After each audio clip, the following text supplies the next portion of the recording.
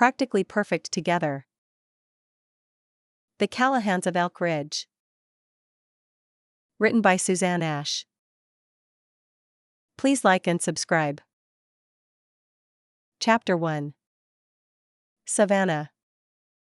Mountain Laurel Lodge offers not just a retreat space, but a transformative experience, Mr. Bennett. I keep my voice steady despite the way my heart hammers against my ribs. One meeting. That's all I need to land this account. Your executives will return to the office with renewed focus and clarity. Harold Bennett, 72 years old, CEO of Bennett Financial Group, and notoriously difficult to impress, stares at me over the top of his wire-rimmed glasses. The room feels suddenly too warm as he studies the proposal I've spent weeks perfecting. The numbers look good, Ms. Carter. He taps my meticulously crafted presentation with one gnarled finger. But I've seen impressive numbers before. What I need is assurance of lasting value, not just a pretty view and some team-building exercises. I resist the urge to check my watch. My entire career at McLeod Event Strategy hinges on convincing tradition-bound clients like Bennett that working with boutique resorts like Mountain Laurel Lodge is better than booking the same tired corporate hotel chains. If I can secure this retreat contract, my commission alone will fund my downtown condo renovation and prove to my former bosses they were wrong to pass me over for promotion. Value is my specialty, Mr. Bennett. I lean forward, clicking to the next slide. I've compiled analytics from our previous corporate retreats, showing a 17% increase in team productivity post-visit. Impressive. He nods, but I can tell I haven't won him over yet. Tell me, Ms. Carter, what do you know about Bennett Financial? Founded in 1978, specializes in retirement planning and wealth management for high-net-worth clients, ranked fourth in client satisfaction for your market segment, and known for maintaining long-term client relationships, some spanning 3 generations of families. I deliver this without consulting my notes. Research is my superpower. His eyebrows lift slightly. And what's our company motto? Family values, financial futures. I smile, feeling the slight loosening of tension in my shoulders. I've got this. Exactly.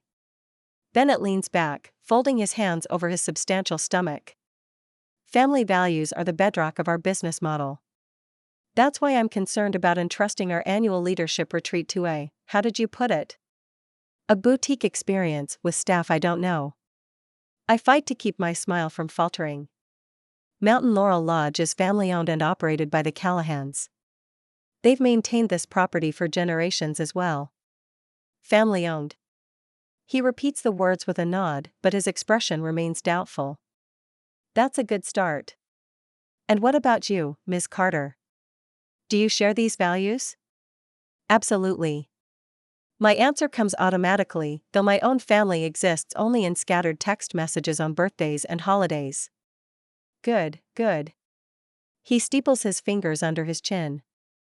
I found people who understand family commitment make more reliable business partners.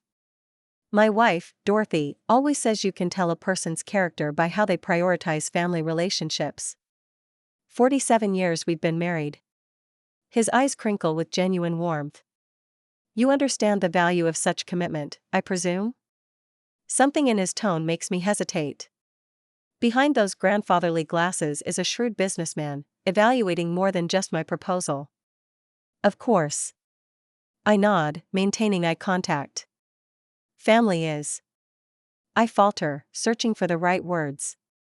The foundation of everything worthwhile, Bennett finishes for me, his expression softening. Dorothy's coming with me to this retreat, you know. We never spend a night apart. When you've found that person who completes you. He trails off with a smile. You understand, I'm sure. Are you married, Miss Carter? The question catches me off guard.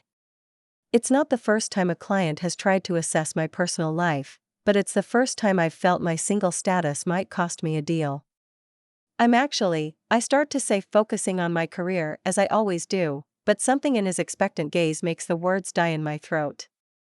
He's looking for someone like himself, someone settled, committed, family-oriented. Someone I'm not. But this account is too important. My fingers twitch toward my planner, my security blanket in times of stress.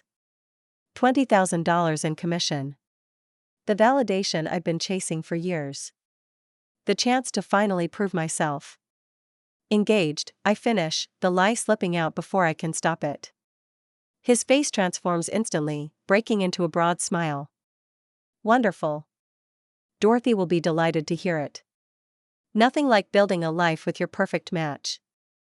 I smile weakly, heart racing. What have I done?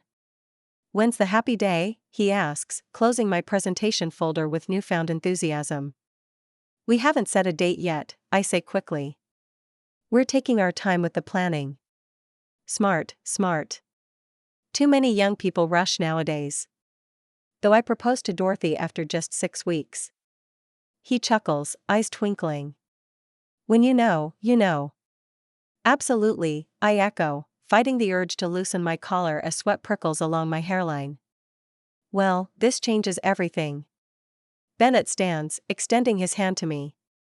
I think we have the beginnings of a productive partnership, Ms. Carter. I rise to shake his hand, relief flooding through me. I'm thrilled to hear that. Dorothy and I arrive Friday for the weekend. A proper site visit before bringing my team. His grip is surprisingly firm. We'll want to meet your fiancé, of course. Nothing like seeing a happy couple to remind me why I built this business in the first place. Securing futures for families. The relief freezes in my veins. My fiancé? Yes, yes. Have him join us for dinner Friday evening. Dorothy will insist once I tell her your news. That would be disastrous. Impossible. Career-ending. Lovely. Excellent. Bennett gathers his coat. We'll finalize the details by email. 23 executives, Ms. Carter. Our core leadership team. Quite the feather in your cap if you pull this off. 23 executives. Small in number but massive in influence. All hinging on a fiancé who doesn't exist. Looking forward to it, I manage, my professional smile firmly in place as I escort him from the conference room. As soon as the door closes behind him, I slump against it, pressing my forehead to the cool wood. I need a fiancé. Fast. And not just any fiancé. I need someone charming enough to impress Harold Bennett, convincing enough to fool his wife, and connected enough to the lodge to make sense. I find Jameson Callahan in the lodge's main office. If anyone can help me navigate this disaster, it's the sharp-minded woman who married into the Callahan family. She's bent over a stack of invoices. When I knock on the doorframe, she looks up with a smile that quickly shifts to concern. You look like you just saw a ghost, she says, setting down her pen. Bennett meeting didn't go well? Oh, it went well. I step inside, closing the door firmly behind me. So well that he's bringing his wife this weekend for a site visit before finalizing the contract. And they want to have dinner with me and my fiancé. Jules blinks. Your fiancé? The one I don't have. I sink into the chair across from her desk, finally letting my professional mask slip. The one I accidentally invented when Bennett started going on about family values and long-term commitment. You told a potential client you're engaged? Jules's voice rises slightly, though her expression is more amused than judgmental. It just came out. I press my fingers to my temples. He was talking about his wife of 47 years and looking at me like my answer determined whether I was worthy of his business, and I panicked. Savannah Carter, queen of meticulous planning, panicked? Jules leans back, a smile tugging at her lips. I'm not sure whether to be concerned or impressed. Be helpful, I plead.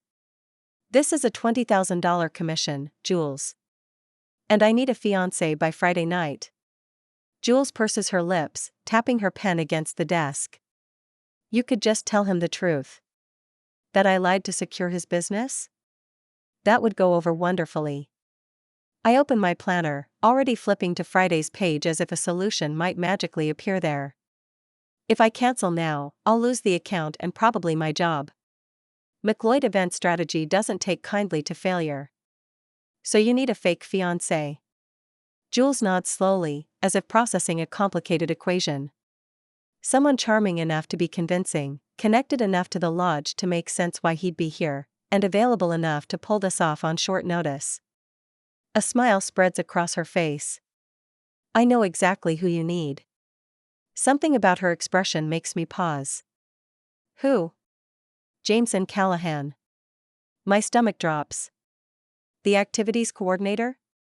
The one who wears flannel to business meetings? The very same. Jules's smile widens. He's single, charming as they come, and literally works here. It makes perfect sense why your fiancé would be at the lodge during your meeting. I've seen Jameson around the lodge during my previous visits. Always surrounded by laughing guests, always with that easygoing smile, usually with a massive golden retriever at his heels. The kind of man who seems to float through life on a cloud of natural charisma and unearned confidence.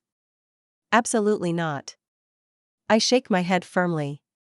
He's handsome? Charming? Perfect for the role?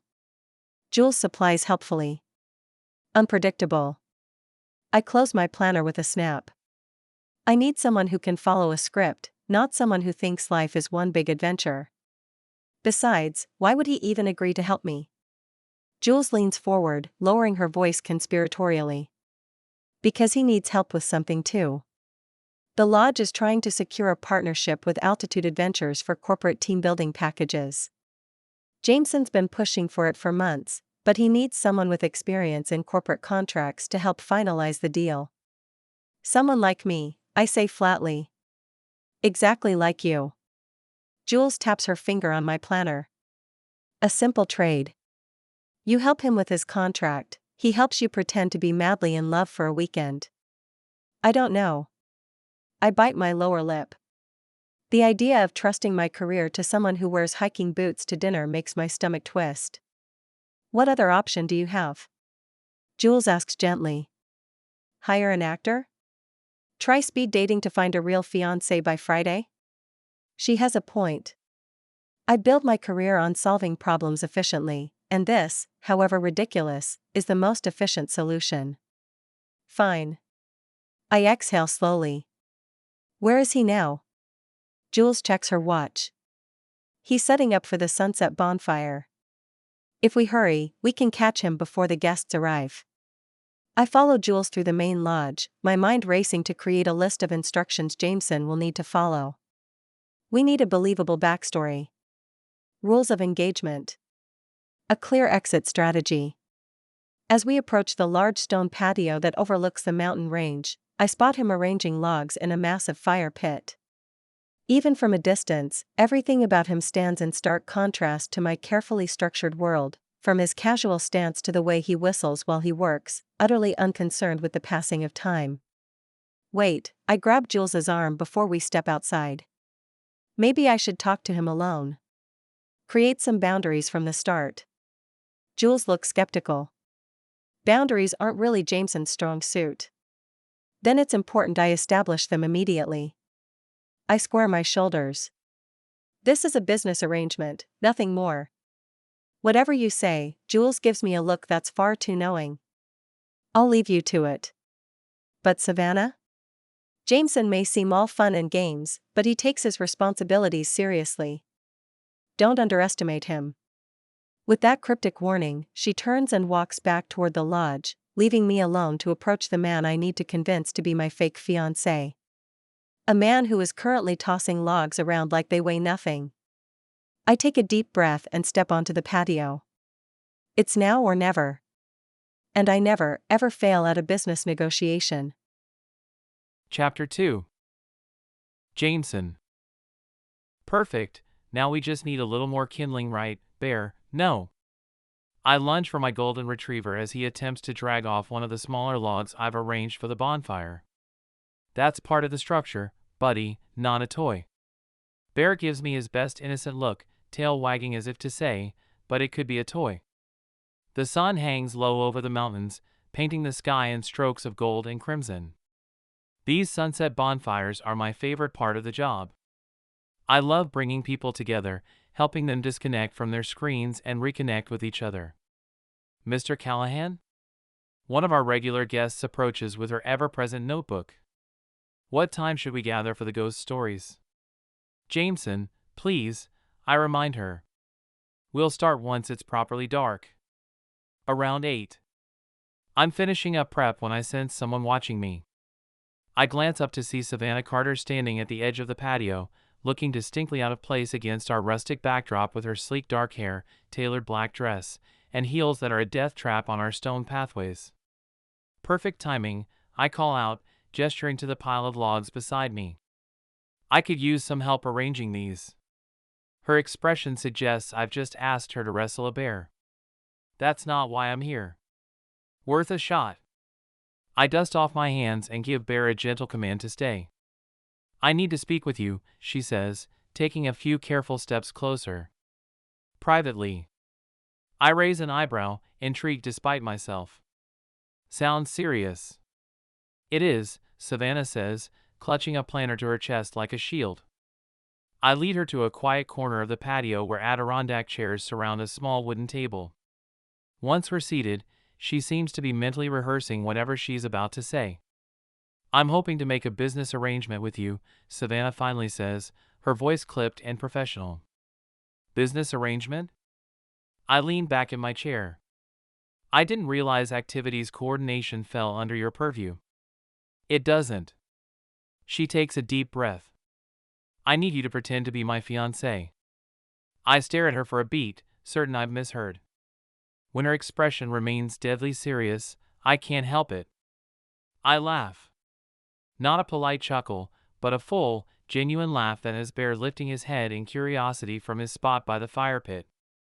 I'm sorry, I manage, trying to rein in my amusement. You want me to do what now? Savannah's cheeks flush slightly, but her gaze remains steady. I need you to pretend to be engaged to me. For a business meeting. This weekend only. And why exactly would you need that? I'm still grinning, unable to imagine what circumstances led the most organized woman I've ever met to such a desperate measure. She takes a deep breath. I accidentally told Harold Bennett, you know, the financial guy whose retreat could be huge for the lodge, that I'm engaged. Now he and his wife want to meet my fiancé at dinner this Friday. Accidentally? I look at Savannah with newfound appreciation. That doesn't seem like something you do by accident. It wasn't my finest moment, she admits stiffly. He started talking about family values and 47 years of marriage, and suddenly I was engaged. Happens to the best of us, I say solemnly, though my eyes are still laughing. 1 minute you're single, the next you're accidentally engaged. Her eyes narrow slightly. This is a serious matter, Mr. Callahan. Jameson, I correct automatically. And you want me to play your devoted fiancé? I can't help the smile that spreads across my face. Oh, sweetheart, you have no idea what you're in for. Don't call me sweetheart, she says immediately, her tone sharp enough to cut glass. Bear chooses this moment to abandon his post, trotting over to investigate our visitor. Before I can call him back, he's resting his head on Savannah's knee, looking up with soulful eyes. She goes completely still. Your dog is touching me. He likes you, I observe, making no move to call him away. Good judge of character, Bear is. I'm not a dog person, she says. That's the beauty of dogs. They don't care if you're a dog person. They just are who they are, and they love you anyway. Something flickers across her face. It's so brief I almost miss it. Longing maybe? Whatever it is, it's gone in an instant, replaced by determination. Jules mentioned you're working on a partnership with Altitude Adventures, she says, shifting into business mode. I can help you secure that deal if you help me for 1 weekend. I study her for a moment. Where I see adventure, she sees logistics. Where I seek connection, she seeks contracts. The Altitude Adventures deal is important, I admit, leaning back in my chair. We've been trying to land that partnership for months. So we both need something, she says, her dark eyes studying me carefully. I need a fiancé for the weekend, you need help with a contract. It's a simple business arrangement. I can't help but smile at how she's framed it. So clean, so transactional. As if playing at being in love could ever be that simple. All right, I say, extending my hand. One weekend of devoted fiancé behavior in exchange for your help with the Altitude Adventures contract. Relief floods her expression before she carefully conceals it. Thank you, she says, taking my hand in a firm, businesslike shake. Her fingers are smaller than I expected, softer too.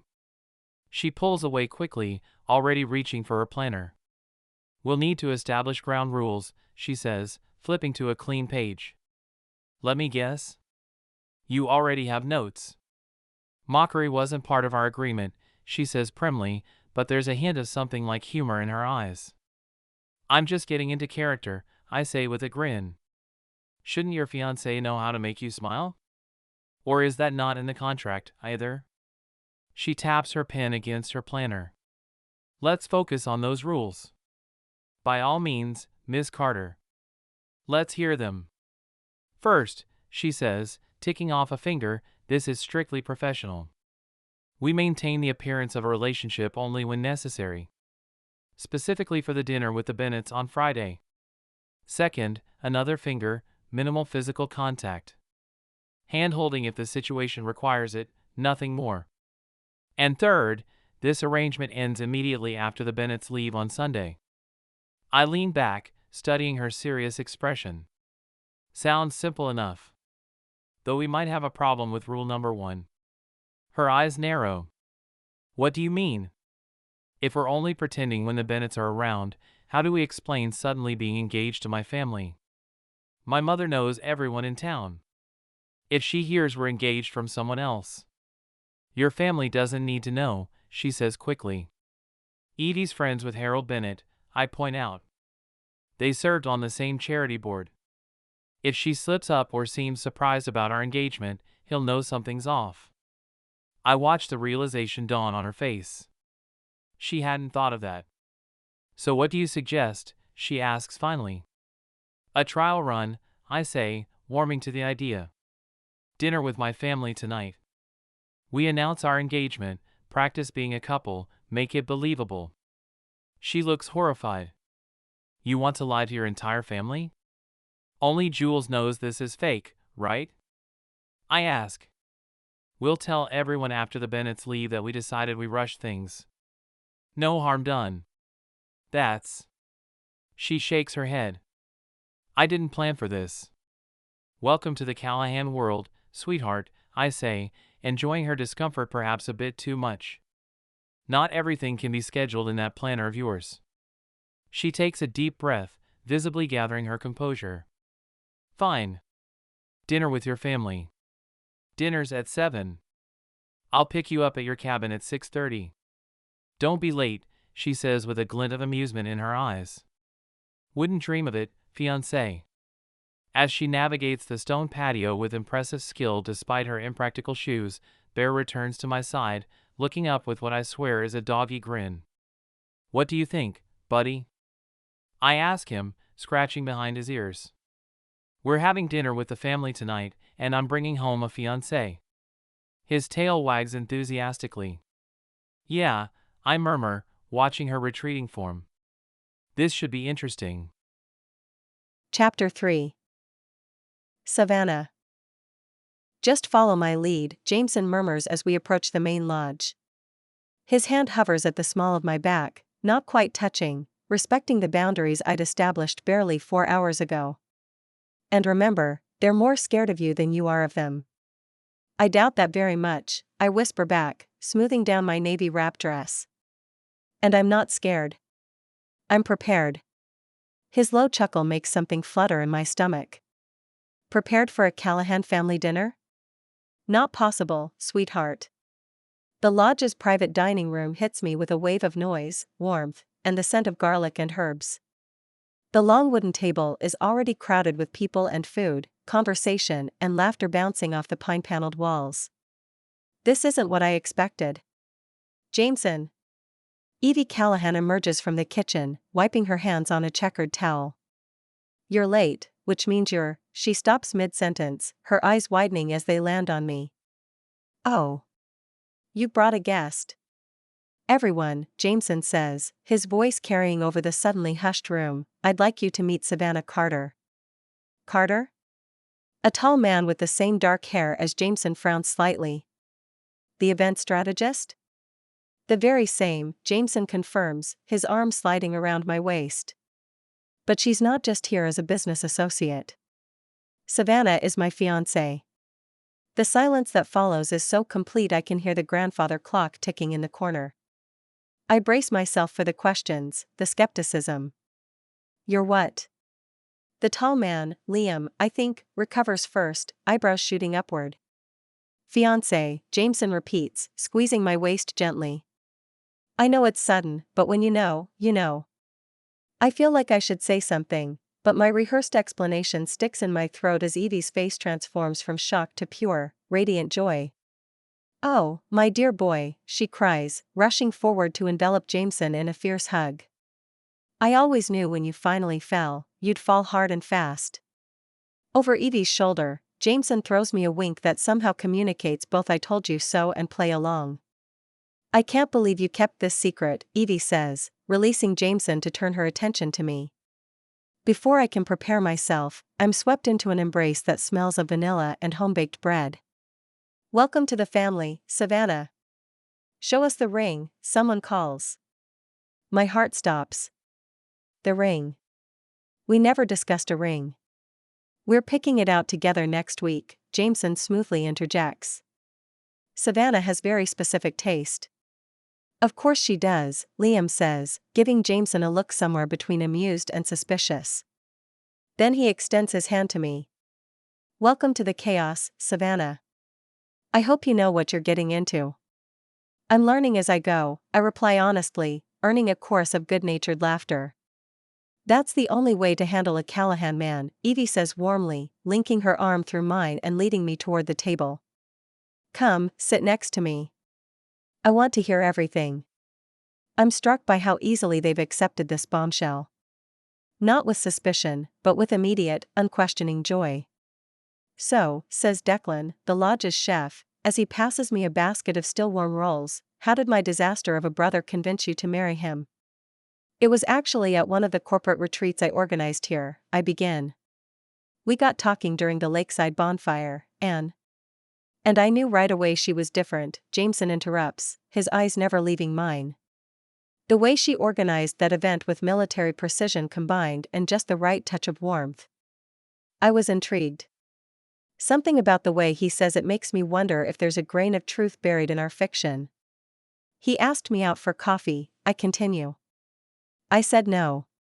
This earns an appreciative laugh from around the table. 3 times, Jameson adds with a dramatic sigh. She said no 3 times before finally agreeing to go out with me. Smart girl, Evie says approvingly. Never say yes too quickly. Keeps them on their toes. The conversation flows around me as naturally as the wine. I've attended hundreds of business dinners, but none like this. I find myself watching Jameson as he banters with his siblings, noticing how his eyes crinkle when he laughs, how he makes sure everyone at the table is included in the conversation. More potatoes, dear? Evie offers, already spooning a second helping onto my plate. Oh, I couldn't possibly, but it's too late. The food is there, and saying no feels somehow wrong. Mom believes food is love, Jameson explains. Just surrender now. Resistance is futile. Hush, you, Evie scolds, but her eyes sparkle with affection. Someone needs to make sure this girl eats. Look at her. All work and no potatoes. An unexpected laugh escapes me, and Evie beams in response. There's that smile Jameson was talking about, she says, turning to the youngest-looking brother. Isn't she lovely when she smiles? Rowan, who hasn't said much all evening, studies me with surprising intensity. You make him happy, he says simply, before turning his attention back to his meal. Something warm and unfamiliar blooms in my chest. These people actually believe that I belong here. That I make Jameson happy. That we're in love. I told you my family would adore you, Jameson says later, as we're helping clear the dishes. His shoulder bumps mine as he reaches for a plate. They're pretty good judges of character. They're very welcoming, I manage, still processing the last 2 hours. What did you expect? He asks, his voice softer now. That they'd interrogate you? Ask for your references and resume? Something like that, I admit. In my experience, people are usually more skeptical. His eyes study my face. What kind of family dinners did you grow up with? The question catches me off guard. We didn't really do family dinners. My parents were busy. We ate when we could, usually separately. Something shifts in his expression. Not pity, but a kind of understanding that makes me look away. Well, he says finally, now you know what you've been missing. Before he can say more, Evie appears, shooing us away from the dishes. Out, both of you. Dishes are not for the newly engaged. Jameson, why don't you show Savannah the garden? The moon is beautiful tonight. As he leads me through the French doors, I glance back at the warm glow of the dining room. At the easy affection that flows between them all.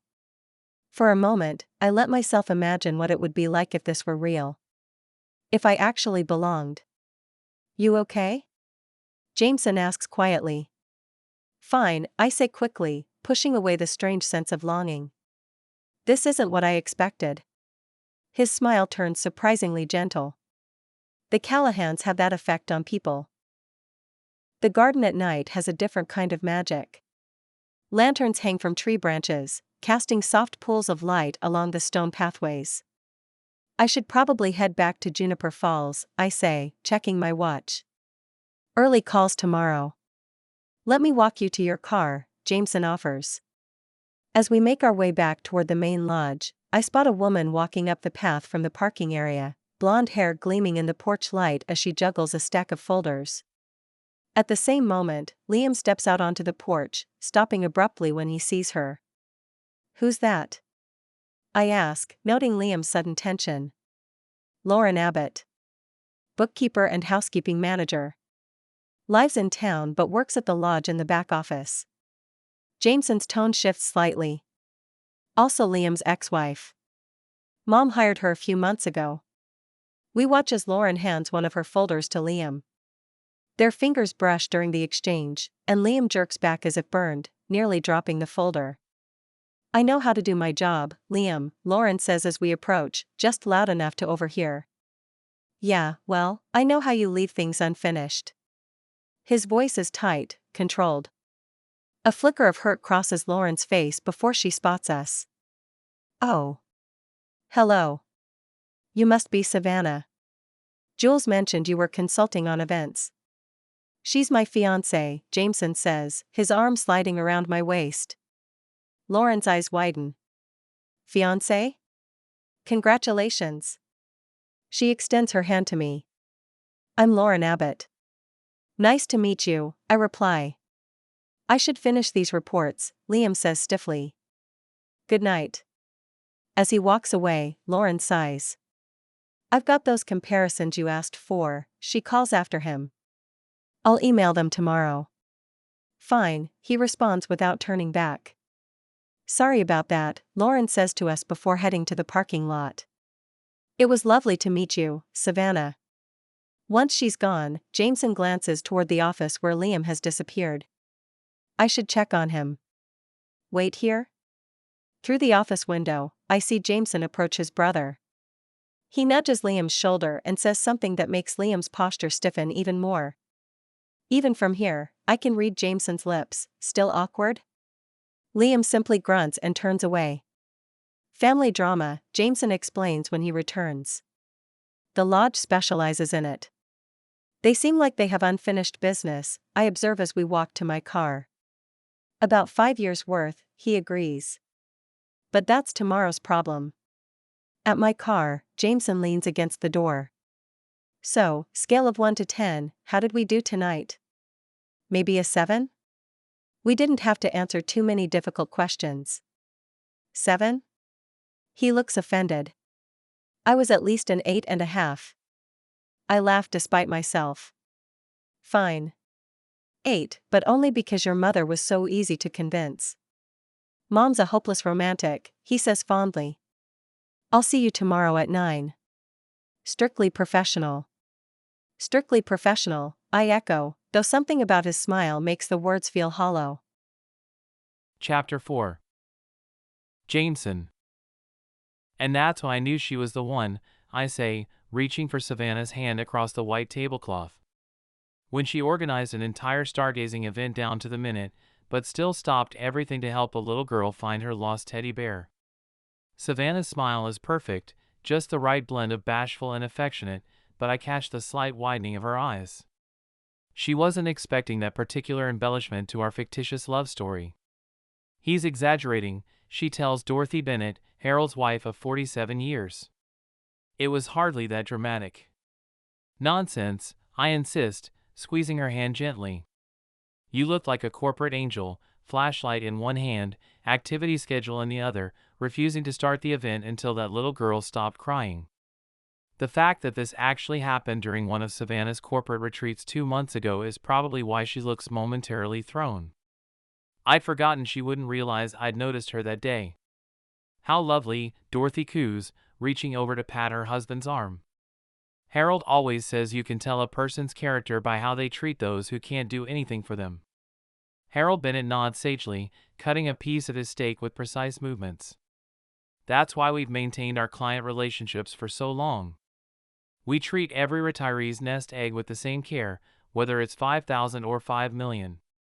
A philosophy Mountain Laurel Lodge shares, I add smoothly. Every guest matters, whether they're here for a weekend getaway or, I glance at Savannah with deliberate warmth, planning the corporate retreat of the year. Harold chuckles appreciatively. You two make quite the team. How long have you been together? 7 months, Savannah answers at the exact moment I say, 8 months. We exchange a quick look, and I laugh, jumping in to cover the discrepancy. We have a running debate about when it officially started.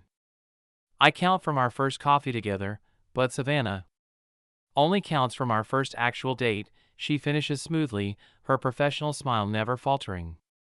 Jameson asked me for coffee 3 times before I said yes. Persistent, Harold approves, nodding at me. That's important in both business and love.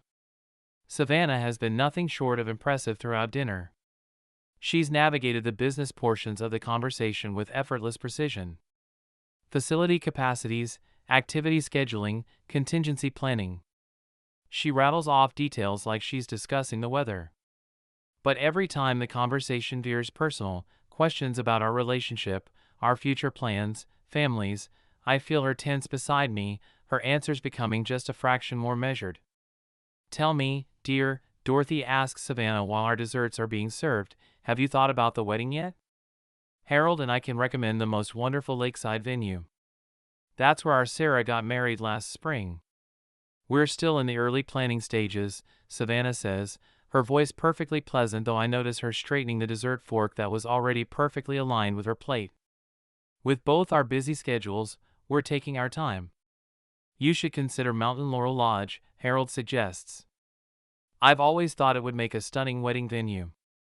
It would, I agree, genuinely warming to the idea.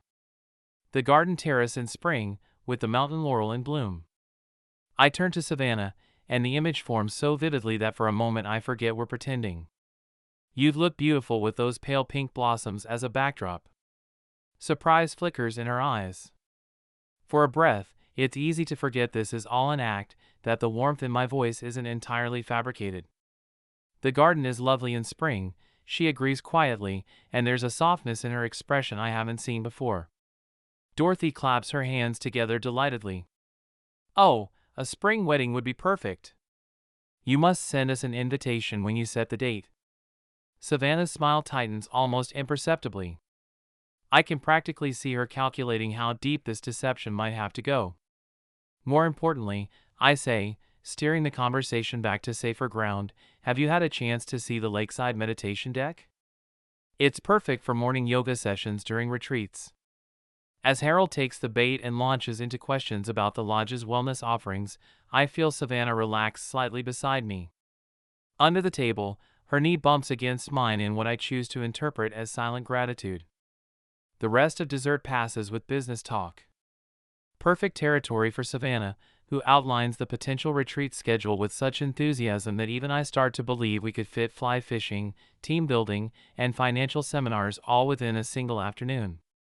I must say, Harold announces as the server clears our dessert plates, I'm impressed with the detailed attention you've given to our needs, Savannah. And seeing the lodge in person confirms what a special place this is. He glances at his wife, who nods encouragingly. I believe we're ready to move forward with booking our leadership retreat. Savannah's genuine smile breaks through her professional facade, and I'm struck by how it transforms her entire face. That's wonderful news, Mr. Bennett. I know the team will exceed your expectations. Harold, please, he insists. After all, we're practically family now that you're marrying into the lodge. Savannah handles the comment with a practiced nod, but I notice the slight tension returning to her shoulders. As Dorothy launches into a story about their own engagement, I lean closer to Savannah under the guise of refilling her water glass. You know, I whisper near her ear, for someone who claims to hate improvising, you're remarkably good at it. I almost believe we were engaged myself. I feel rather than see her slight intake of breath, the barely perceptible shiver that runs through her at my proximity. It's not part of the act, we're the only ones who could possibly notice it, and the realization sends an unexpected jolt through me.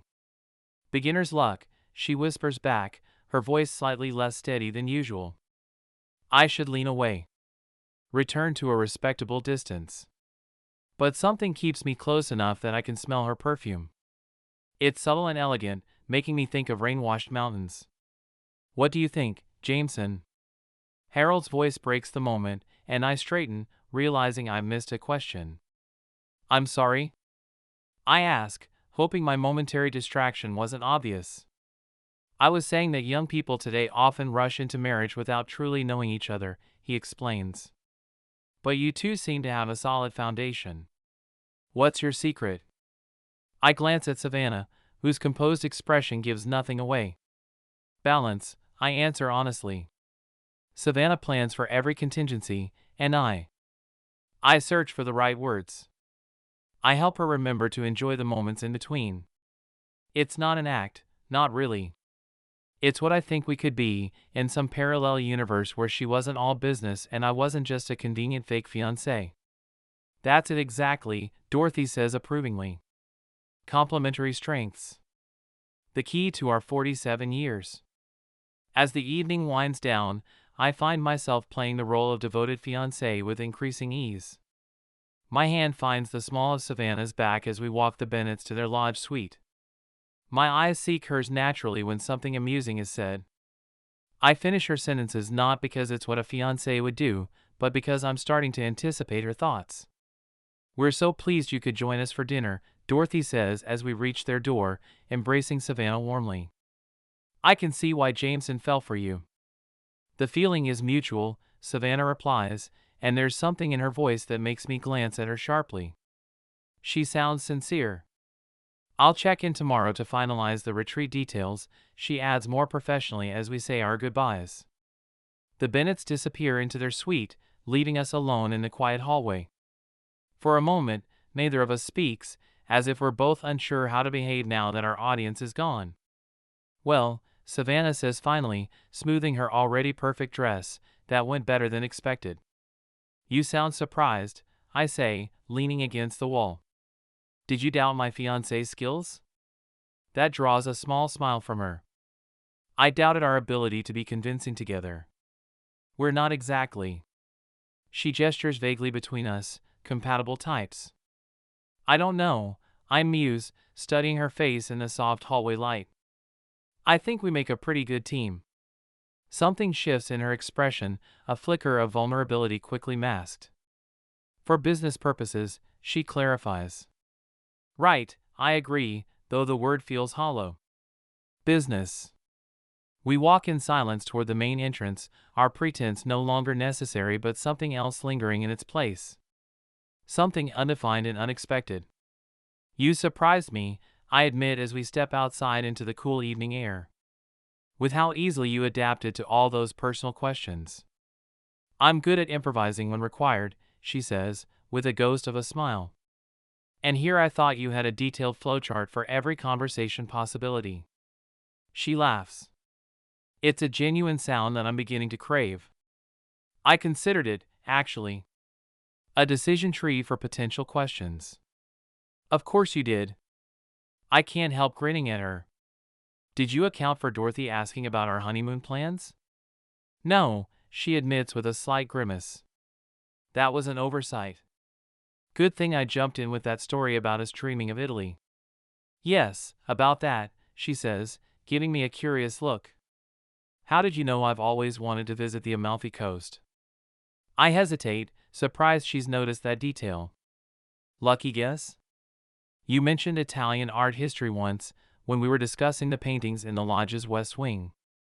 She looks momentarily taken aback, as if she doesn't remember the conversation. Or perhaps she is surprised that I do. It's getting late, she says, checking her watch. I should head back to Juniper Falls. I have to start planning the Bennett retreat now that they've committed. That's a lot to tackle after a long day, I observe. She shrugs slightly. I work best at night. Fewer distractions.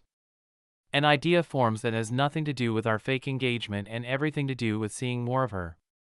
I could help, I offer. After all, I know the lodge better than anyone. Plus, you promised to look over that Altitude Adventures proposal for me at some point. I don't know. She hedges. Come on, I press gently. Two heads, faster work. You've got the corporate expertise, and I know exactly which lodge activities would work best for Bennett's team. We could knock out the preliminary retreat schedule tonight. She considers this, clearly weighing efficiency against spending more time with me. Efficiency wins, as I suspected it might. All right, she concedes. But I warn you, I'm very particular about how I organize event planning. I would expect nothing less, I say, unable to keep the smile from my voice. My cabin or your office in town? She hesitates only briefly. Your cabin would be more efficient. You have all the lodge activity information there, I assume? Complete with my notes on what works best for different group dynamics, I confirm, far too pleased with this development. I'll make coffee. 3 hours, 2 pots of coffee, and dozens of sticky notes later, my coffee table has disappeared under a sea of paperwork. Savannah sits cross-legged on the floor, suit jacket discarded, sleeves rolled up, hair pulled back in a messy knot. It's the most relaxed I've seen her, and I can't stop sneaking glances. The morning hike should definitely go before the team-building exercise, she says, moving colored tabs around on her carefully constructed schedule. They'll be more receptive to cooperation after physical activity. Good call, I agree, using it as an excuse to slide closer. And we should schedule Declan's cooking demonstration for the second day. Bennett mentioned his wife loves Italian cuisine. Savannah nods, making a note. There's a small smudge of ink on her cheek that she hasn't noticed, and I find myself unreasonably charmed by it. Corporate warrior meets human being. You're staring, she says without looking up. Caught. Just impressed by your system. Not entirely a lie. You've transformed chaos into order in record time. Organization is efficiency, she replies, making another note in the margin of her planner. Every minute saved in planning saves 10 in execution. Is that a Savannah Carter original quote? I tease. She glances up, a hint of a smile playing at her lips. It might be. Though I suspect someone famous probably said it first. Either way, it's impressive. I nod toward her meticulously arranged notes. I'm more of a write-it on whatever's available kind of planner. Let me guess, napkins, receipts, and occasionally your own hand? I turn my palm up to reveal a faded ink reminder for dog food that I scribbled there yesterday. Guilty as charged. She shakes her head, but she's smiling now. A real smile, not the polished professional one she uses in meetings. It transforms her face, softening the angles, reaching her eyes. I need to stop noticing these things. Want more coffee? I ask, standing abruptly. I'm good, thanks. She stretches, rolling her shoulders. We've made good progress. In the kitchen, I take longer than necessary refilling my own mug, trying to regain some perspective. This is a business arrangement. She needed a fake fiancé. I needed help with a contract. Simple.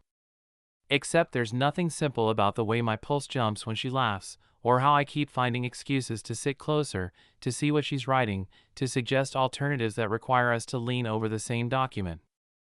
When I return, she's standing by my bookshelf, examining the framed photos. Her fingers hover over one of the whole family at Christmas, everyone in ridiculous matching pajamas. Your family seems close, she observes. Suffocatingly so, sometimes, I admit, joining her. But yeah, we are. That must be nice. Something in her voice makes me look at her more closely. It is, I say carefully. Though they're also completely in each other's business. Privacy is a foreign concept. She turns back to the schedule laid out on the coffee table. We should finish the activity sequence for day 2. I recognize deflection when I see it, but I let it go. Instead, I settle back on the floor next to her, our shoulders almost touching as we review the retreat plan. As the night wears on, I notice her blinking more frequently, stifling a yawn. It's nearly midnight, and we've been at this since 8. Why don't you take a quick break? I suggest. We're almost done, but you look exhausted. I'm fine, she insists, even as she rubs her eyes. Just need to finish mapping out the final morning. 5 minutes, I say, gently taking the pen from her hand. The schedule will still be here. I promise not to reorganize your color-coded system. She looks like she wants to argue, but another yawn undermines her case. Fine. 5 minutes. I watch as she settles onto my couch, leaning her head back and closing her eyes. Just resting my eyes, she murmurs. Of course, I agree, though I suspect she'll be asleep within minutes. I sit quietly, pretending to review our notes while stealing glances at her. With her guard down, the carefully maintained facade of corporate perfection slips away. She looks younger, softer. 5 minutes pass, then 10. Her breathing deepens, tension leaving her body as sleep takes over. I know I should wake her, but I can't bring myself to disturb her peace. Bear pads over from his bed by the fireplace and settles at my feet with a contented sigh. I know, buddy, I whisper. I'm in trouble too. Chapter 5. Savannah. Warmth. That's the first thing I register as I drift between sleep and wakefulness. Not just physical warmth, but something that wraps around me like a cocoon, safe and comforting in a way I can't immediately place. I don't remember falling asleep. The last thing I recall is reviewing the schedule for the Bennett retreat, my eyes growing heavy as Jameson suggested a quick break. 5 minutes, I'd told myself. Clearly, I've overshot that mark by a considerable margin. My eyes flutter open to find Jameson leaning over me, a soft blanket in his hands as he tucks it around my shoulders. The cabin is dark except for a single lamp that casts his face in a gentle glow, shadows playing across the angles of his jaw. He moves with a quiet care that seems at odds with his usual boisterous energy. What time is it? I murmur, my voice husky with sleep. He startles slightly, clearly not expecting me to wake. Just after 1, he says softly. Sorry, I didn't mean to disturb you. Something warm and solid shifts against my legs, and I look down to find Bear curled up beside the couch, his large head resting near my knee. Normally, this would prompt an immediate repositioning, a polite but firm request for the dog to move. Instead, I find myself oddly comforted by his presence. I shouldn't have fallen asleep, I say, trying to summon my usual professional concern and finding it diluted by lingering drowsiness. We still have work to finish. It can wait until morning. Jameson hasn't moved away, still perched on the edge of the couch beside me. The blanket he's draped over me smells faintly of pine and something distinctly him. It's a woodsy, clean scent that I find myself inhaling more deeply than necessary. Since when does anything wait in my world? I joke weakly, pushing myself up to a sitting position. The movement disturbs Bear, who lifts his head to look at me with sleepy eyes before settling back down with a contented sigh. Even Savannah Carter has to rest sometimes, Jameson says, his voice low and intimate in the quiet cabin. Though I'm starting to think you run on coffee and sheer determination. Don't forget spreadsheets, I add, which earns me a smile.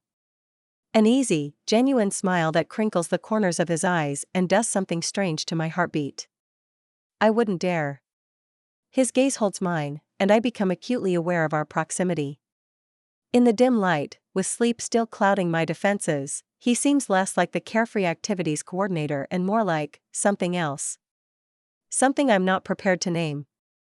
You're a secret gentleman, Jameson Callahan, I murmur, reaching to smooth a wrinkle in the blanket, needing something to do with my hands. Blankets and letting sleeping workaholics lie. Who would have thought? Don't tell anyone, he says with mock seriousness. It would ruin my reputation as the irresponsible Callahan brother. Your secret's safe with me. I'm smiling now too, unable to help myself. His eyes drop to my lips for just a moment, so briefly I might have imagined it if not for the sudden tension in his shoulders. Something shifts in the air between us, an electric current I can't attribute to static from the blanket. I should probably get going, I say, though I make no move to rise. It's late. Too late to drive back to Juniper Falls, he counters softly. You could stay. Take the bed. I'll sleep on the couch. I should refuse. I should gather my things, thank him for his help, and leave before whatever's happening between us goes any further. But my limbs feel heavy, my mind still wrapped in the comfortable fog of interrupted sleep. Jameson, I whisper, though I'm not sure what I'm trying to say. He leans in slightly, his movements deliberate, giving me every chance to pull away. His eyes search mine, asking a question I'm not sure I know how to answer. Time seems to stretch, seconds expanding into minutes as we hover on the precipice of something neither of us planned for. And then he kisses me. His lips are warm and surprisingly soft against mine, tentative at first, as if he's waiting for me to push him away. The taste of coffee lingers, mingling with something sweeter I can't name. It's nothing like the performative kiss I'd half expected from him. There's no grandstanding, no theatrical passion. Instead, it's gentle, almost reverent, his hand coming up to cup my cheek with a tenderness that sends a shiver through me. I should stop this. This wasn't part of our agreement. This crosses every boundary I carefully established. Instead, my hands find the soft fabric of his shirt, fingers curling into the material as if to anchor myself. The faint scratch of stubble against my palm as I touch his jaw, the whisper of his breath against my skin, the quiet sound he makes when I respond to his kiss, every sensation amplified in the stillness of the cabin. When we finally break apart, the absence of his warmth is almost physical. My heart hammers against my ribs, a quick, staccato rhythm that seems too loud in the quiet room. That wasn't, I begin, my voice unsteady. Part of the deal, he finishes, still close enough that I can feel his words as much as hear them. I know. Then why? The question escapes before I can stop it. He doesn't answer right away, his thumb tracing a gentle path along my cheekbone, his eyes studying mine with an intensity I've never seen from him before. Because I wanted to, he says finally, simply. Because it stopped feeling like pretend somewhere between you falling asleep over event schedules and Bear deciding you're his new favorite person. As if on cue, Bear shifts beside us, his tail thumping once against the back of the couch before he settles again. This complicates things, I say, which might be the understatement of the year. I excel at complications, Jameson replies with a ghost of his usual smile, though his eyes remain serious. It's kind of my specialty. I should have a plan for this. Some predefined protocol for when fake engagements develop real feelings. Some carefully considered response that maintains professional boundaries while acknowledging whatever this is. Instead, I find myself at a rare loss for words, my usual strategic thinking abandoned somewhere between sleep and the taste of his lips on mine. I should go, I say again, this time with more resolve, pulling myself back from the magnetic field that seems to exist between us. Are you sure? He asks, his eyes searching mine. The offer still stands. My bed's all yours, and I'm fine on the couch. The offer, so genuinely made, without a hint of ulterior motive, makes this even harder. I need space to think, to re-establish the boundaries that have suddenly become so blurred. I appreciate that, I say, carefully extracting myself from the blanket, but I should really get back to my own place. He doesn't argue, though I can see he wants to. At least text me when you get home? So I know you made it safely. I will, I promise, gathering my notes and slipping them into my bag. Bear whines softly as I stand, as if protesting my departure. I'm not a dog person, I tell him, though I find myself reaching down to scratch behind his ears anyway. Could have fooled me, Jameson says with a gentle smile. Chapter 6. Jameson. And then you press down like this, Savannah explains, guiding Mia's hands as they fold the origami paper with careful precision. See how it makes a perfect triangle? It looks like a mountain. Mia exclaims, her face lighting up with delight. That's exactly right, Savannah agrees, her smile genuine and warm in a way I've rarely seen from her. And when we're done, it will be a fox that can sit right on top of that mountain. I lean against the doorframe of the lodge's crafting room, watching them with a mug of coffee cooling in my hands. I should be setting up for the afternoon nature hike, but I can't seem to tear myself away from this scene. It's been 3 days since that kiss. 3 days of polite, professional interactions between us as we finalize the Bennett retreat plans. 3 days of pretending nothing had changed, even as everything has. Uncle Jay! Mia spots me and waves excitedly. She's not really my niece, she's Declan's stepdaughter, but I love that she calls me uncle. As the newest addition to our family, she's quickly claimed her place in all our hearts. Savannah's teaching me origami, Savannah supplies, glancing up with a smile that falters slightly when she meets my eyes. I can see that. I step into the room, setting my mug on a side table.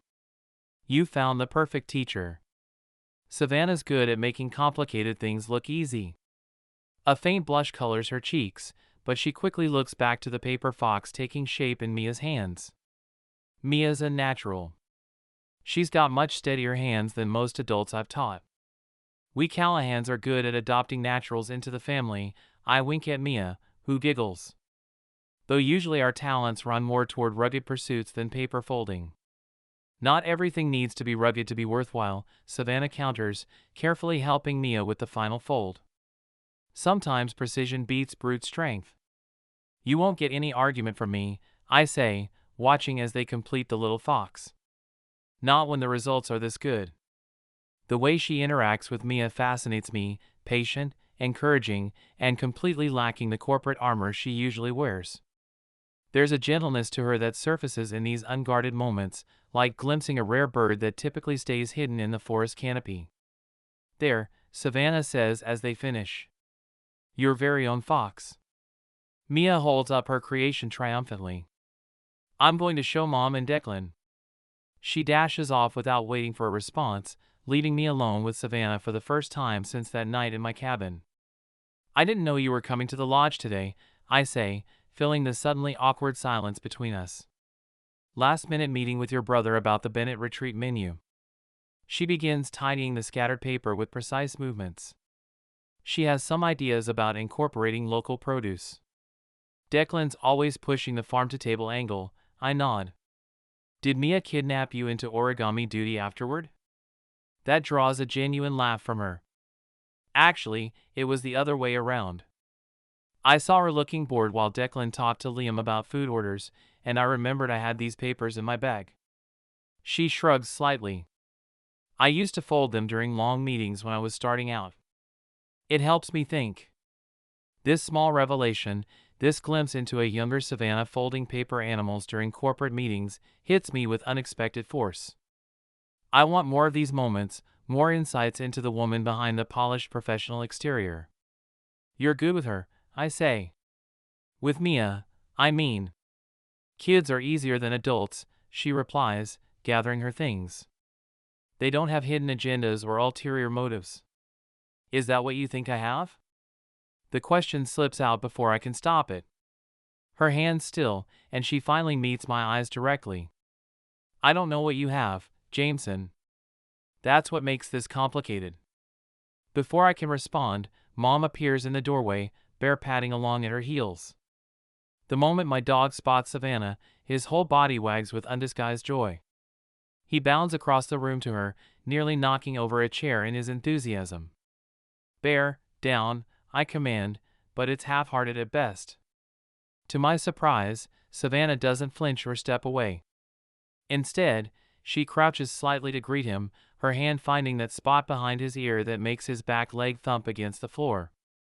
"Hello to you too," she murmurs to him. At least someone straightforward about his feelings.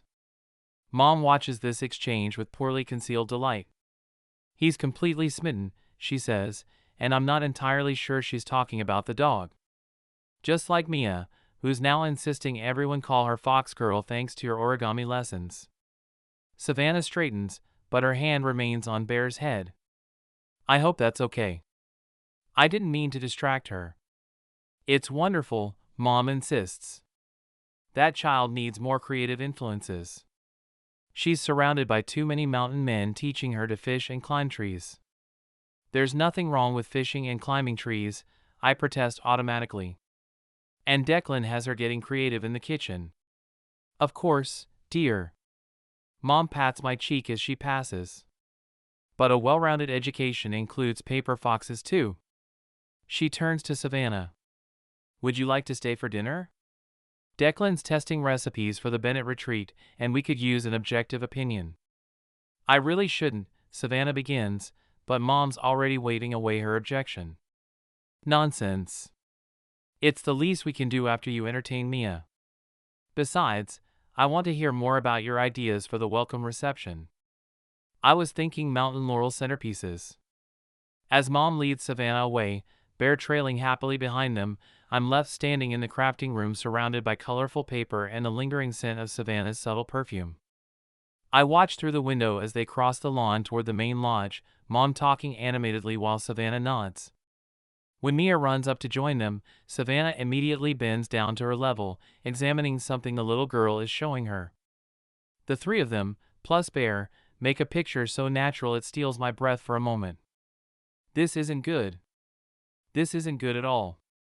Because watching Savannah fold paper with Mia, laugh with my mother, and absent-mindedly pet my dog, seeing her slowly, reluctantly fit into my world, makes the pretense of our engagement feel less like an act with each passing day. I'm in trouble. The kind of trouble that can't be fixed with a charming smile or an easy joke. The kind of trouble that starts with a kiss that wasn't supposed to happen and ends with wanting something that was never meant to be real. This is absolutely not happening, Savannah hisses, even as she allows me to tug her by the hand toward the garden terrace where string lights twinkle above a makeshift dance floor. We cannot crash a wedding reception, Jameson. It's not crashing if you know the groom, I counter, grinning at her obvious discomfort. Besides, Mike already spotted us and waved us over. He did not. Okay, he didn't, but he would if he saw us. We roomed together in college. The Bennett retreat had wrapped up hours ago, a resounding success by all accounts.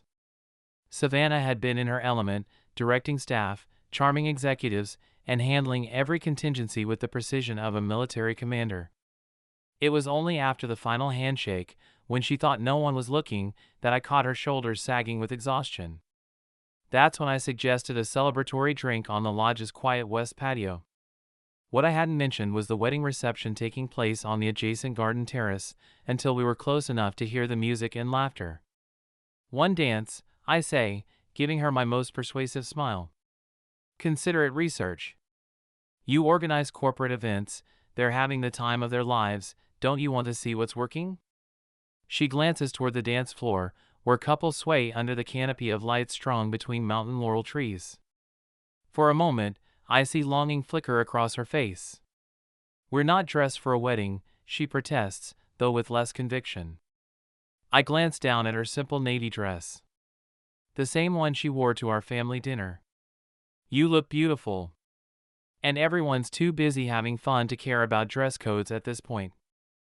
I nod toward a groomsman who's removed his tie and jacket, currently spinning an elderly woman who might be someone's grandmother. 5 minutes, she relents finally. One dance, no talking to the bridal party, and then we leave before anyone realizes we don't belong here. Deal. As we slip along the edge of the reception, I can't help but enjoy the conspiratorial thrill of it all. Savannah Carter, professional rule follower, sneaking into a wedding reception. If only her corporate clients could see her now. The band transitions to a slower song, a cover of an old standard that has couples naturally drawing closer. I extend my hand to her with a slight bow. Miss Carter, would you do me the honor? She rolls her eyes but places her hand in mine. You're ridiculous. Part of my charm. Leading her onto the dance floor, I pull her gently into my arms as the music washes over us. I settle one hand at the small of her back and take her hand in my other, beginning to move to the melody. For a moment, she's stiff in my embrace, glancing around as if expecting security to escort us out at any second. Then, gradually, she relaxes against me, her feet finding the rhythm as we begin to sway and step together. You're a good dancer, she says, sounding genuinely surprised. Don't sound so shocked. We mountain men have hidden talents. Very hidden, she quips, but she's smiling now, finally letting herself enjoy the moment. As we move together, something shifts. Maybe it's the music, or the soft glow of the string lights, or the way she feels in my arms, but suddenly this isn't a joke anymore. It isn't pretend. Her hand fits perfectly in mine, her body moving in sync with my steps as if we'd been dancing together for years. She must feel the change too, because her eyes lift to mine, questioning. What? She asks softly. So many answers run through my mind. You're beautiful. This feels right. I'm falling for you. Nothing, I say instead. Just thinking this fake engagement has its perks. Like crashing weddings? Like dancing with the most beautiful woman here. Her rhythm falters slightly. Careful, Jameson. There's no audience to perform for. I know. The honesty in my voice surprises even me. She studies my face, as if trying to decode a particularly complex contract clause. What are we doing? She asks, her voice barely audible over the music. Dancing, I say lightly, though we both know that's not what she's asking. At someone else's wedding reception. Minor detail. The song shifts to something slower, more intimate, but we don't break apart. Her hand remains in mine, and I find myself drawing her closer. In this moment, with no business deals or family members watching, no pretense necessary, there's something different about the way she feels in my arms. Something honest and unguarded that makes my heart beat faster. Savannah, I begin, not entirely sure what I'm going to say, only knowing I need to say something. I think. Jamie! I thought that was you. A hand claps me on the shoulder, and I turn to find Mike, the groom himself, beaming at us. Man, when did you get here? I didn't see you at the ceremony. Savannah's eyes widen in a clear I told you so expression. We couldn't make it to the ceremony, I improvised smoothly. Lodge business. But I couldn't let you get married without at least saying congratulations. I extend my hand. Congrats, man. Long time coming. Mike pulls me into a backslapping hug instead. Thanks for coming. And who's this? This is Savannah, I say, placing my hand back on her waist. My fiancé. The word shouldn't affect me anymore. I've said it dozens of times over the past week. But tonight, with her still in my arms, it feels different. Weighty. Real. Fiancé? Whoa! Mike's eyes go comically wide. The infamous Jameson Callahan, settling down? Now I've seen everything. He turns to Savannah with a grin. However you did it, you have my eternal respect. This guy was the definition of commitment phobic in college. Was I? I protest, though we both know it's true. 3 girls showed up to the same party once, all thinking they were his date, Mike tells Savannah, who raises an eyebrow. Somehow I'm not surprised, she says dryly. Ancient history, I assure her, shooting Mike a warning look that only makes him laugh harder. Well, I won't keep you two lovebirds from dancing, he says, already backing toward another group of guests. Come find us before you leave. Maria will want to meet the woman who tamed the wild Callahan. As he disappears into the crowd, Savannah turns to me with an expression caught between amusement and accusation. You said he wouldn't notice us. I thought he'd be too busy with all his guests to spot us, I admit with a sheepish grin. But look on the bright side. Now we're officially invited guests. She shakes her head, but she's fighting a smile. You're impossible. Yet here you are, I point out, drawing her back into the dance. Apparently I have questionable judgment. But she doesn't pull away. As we resume dancing, I find myself studying her face in the soft glow of the lights. The curve of her cheek, the slight furrow between her brows that appears when she's thinking too hard, the way her eyes reflect the tiny lights above us. When did I start noticing these details? When did they start mattering? What are you thinking about? She asks softly, catching me staring. The truth hovers on my lips. That I don't want this to end. That somewhere between pretending to be your fiancé and dancing at this wedding, I started wishing it was real. That Mike's right, I say instead. I'd never been good at commitment.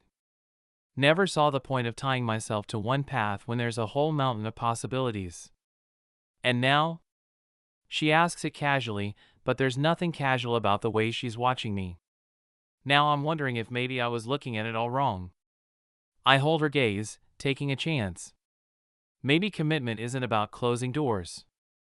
Maybe it's about choosing the door that matters most and walking through it together. Something flickers in her eyes. Maybe a reflection of what I'm feeling. That's surprisingly insightful, she says finally. I have my moments. I spin her gently, bringing her back into my arms. Usually when I least expect them. The song ends, but neither of us moves to break apart. Around us, couples shuffle, some leading the floor, others adjusting for the next dance. The band strikes up a more upbeat tune, but we remain standing still, caught in a moment I don't want to end. Savannah, I start again, my heart racing with words I'm not sure I should say. She looks up at me, and for once, her careful composure has slipped. Whatever she sees in my face makes her take a small step back, her hand sliding from my shoulder. We should go, she says quickly. We've pushed our luck enough for one night. I want to disagree, to ask for one more dance, to tell her that nothing about this feels like luck anymore. It feels like something else entirely. But the flash of panic in her eyes stops me. Okay, I agree, letting my hands fall away from her. I'll walk you to your car. As we make our way off the dance floor, I catch Mike watching us from across the terrace. He gives me a knowing thumbs up, clearly misreading our exit. If only he knew. There's nothing to congratulate. Not yet. Maybe not ever. But as Savannah's hand finds mine again to navigate through the crowd, fitting perfectly between my fingers, I can't help but hope. Chapter 7. Savannah. I stare at the signed contract on my tablet, the weight of success oddly hollow as I shut down the video call with Mr. Bennett. I've closed the deal on the largest corporate retreat I booked this year. $20,000 in commission sitting in my professional account, waiting to be transferred. I should be celebrating. Instead, I'm staring out the window of my rented cabin, watching the late afternoon sun cast golden light across the mountains, feeling strangely empty. Before I can even process this unexpected reaction, my phone rings. Margaret Wells, my boss at McLeod Event Strategy. Savannah. Tell me the good news, she says when I answer, not bothering with pleasantries. The contract is signed, I confirm, automatically shifting into professional mode. 23 executives, 4 days, full premium package. Fantastic work. Margaret's voice practically vibrates with satisfaction. Bennett Financial is exactly the kind of high-profile client we've been targeting. The executive team is extremely impressed. Thank you. Mountain Laurel Lodge really sold itself. Don't be modest. This is your victory. There's a pause that feels weighted with significance. Actually, that's partly why I'm calling. The timing couldn't be better. Are you free for a video call tomorrow morning? Say 9 o'clock? There are some exciting developments we'd like to discuss regarding your future with the company. My heart skips. In corporate speak, exciting developments and your future with the company usually means one thing: promotion. Of course, I reply, trying to sound appropriately eager while ignoring the unexpected knot forming in my stomach. I'll make myself available. Excellent. Between us, Margaret lowers her voice conspiratorially. The Denver expansion we've been planning has been fast-tracked. But that's all I'll say for now. Enjoy your victory today, Savannah. You've earned it. After we hang up, I sit motionless, staring at my phone. Denver. The company has been talking about opening a Rocky Mountain regional office for over a year. A prestigious position that would mean more responsibility, higher profile clients, a significant salary increase. Everything I've been working toward. So why does the prospect fill me with dread instead of excitement? Congratulations, Savannah, I murmur to myself, trying to summon the satisfaction that should come with this moment. Another success for the spreadsheet. My phone buzzes with a text from Jules. Heard the good news about the contract. Evie wants to celebrate tonight. Dinner at the lodge, 7 p.m. No excuses. I hesitate before typing back, thank you, but I should stay in Juniper Falls. Lots of work to do. Her response is immediate, paperwork can wait. Success can't. Besides, a certain activities coordinator will be very disappointed if you don't show. A smile tugs at my lips before I can stop it. Jameson. After last night at the wedding reception, I'd fled back to my place, making flimsy excuses about early morning calls. The truth was more complicated. Something about the way he'd looked at me as we danced, the almost confession I'd sensed coming, had sent me into full retreat mode. This was supposed to be simple. A business arrangement. Pretend to be engaged, land the contract, go our separate ways. Developing actual feelings wasn't part of the deal. And now with Denver potentially on the horizon. My phone buzzes again, we won't take no for an answer. Besides, you owe Declan the chance to gloat about his Bennett beef Wellington. I sigh, knowing resistance is futile when the Callahans set their minds to something. Fine. 7 p.m. Setting down my phone, I gather the files I need to drop off at the lodge office. With the contract signed, our arrangement is officially complete. No more pretending to be engaged. No more family dinners. No more moments like last night, dancing under string lights, feeling like something real was taking shape between us. It should be a relief, especially with a potential move to Denver looming. So why does it feel like loss? The drive to the lodge gives me time to gather my composure, to remind myself of the reality. Jameson is charming, spontaneous, rooted in this mountain community. I'm structured, career-focused, with opportunities that could take me away from here. We're from different worlds. What feels magical in this mountain setting would wither under the fluorescent lights of corporate reality. The main office is quiet when I arrive, most of the staff busy with afternoon activities. I expect to drop off the final Bennett retreat files and leave, but voices drift from Liam's office. They are tense, controlled, but unmistakably heated. The numbers don't lie, Liam. Lauren's voice is steady but strained. If we reallocate some of the marketing budget toward the East Wing renovations. My marketing budget is already bare bones, Liam interrupts. We've been over this. Find another solution. I hesitate in the doorway, not wanting to intrude on what's clearly a private discussion. But Lauren spots me over Liam's shoulder and offers a tight smile. Savannah. Sorry, I didn't see you there. Liam turns, running a hand through his hair. It's a gesture so similar to Jameson's it startles me. Savannah. Did you need something? I'm dropping off the finalized Bennett files. I hold up the folder, feeling awkward. I can come back later. No need. Lauren steps toward me, putting professional distance between herself and Liam. We were just discussing budget allocations. Arguing about them, you mean, Liam mutters. Lauren's jaw tightens.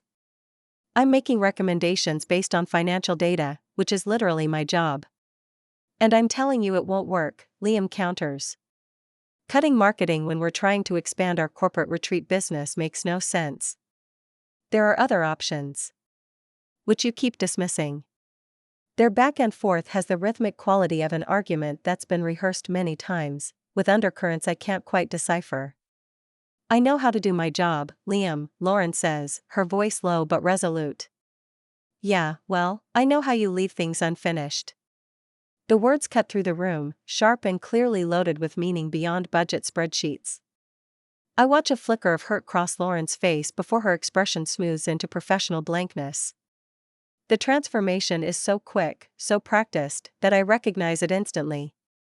It's the same mask I perfected for difficult clients, for moments when showing vulnerability isn't an option. I'll email you the revised projections, she says, her voice carefully neutral as she gathers papers from Liam's desk. She hands him a folder with precise movements, maintaining inches of careful space between them. The quarterly summary is on top. She turns to me with a polite smile that doesn't reach her eyes. Congratulations on finalizing the Bennett retreat. It's a big win for the lodge. Thank you, I reply, unsure what else to say in the crackling tension of the room. Lauren slips past me with a nod, her shoulders straight, her steps measured until she disappears down the hallway.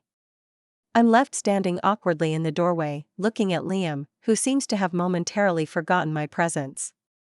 He stares down at the folder Lauren handed him, not opening it.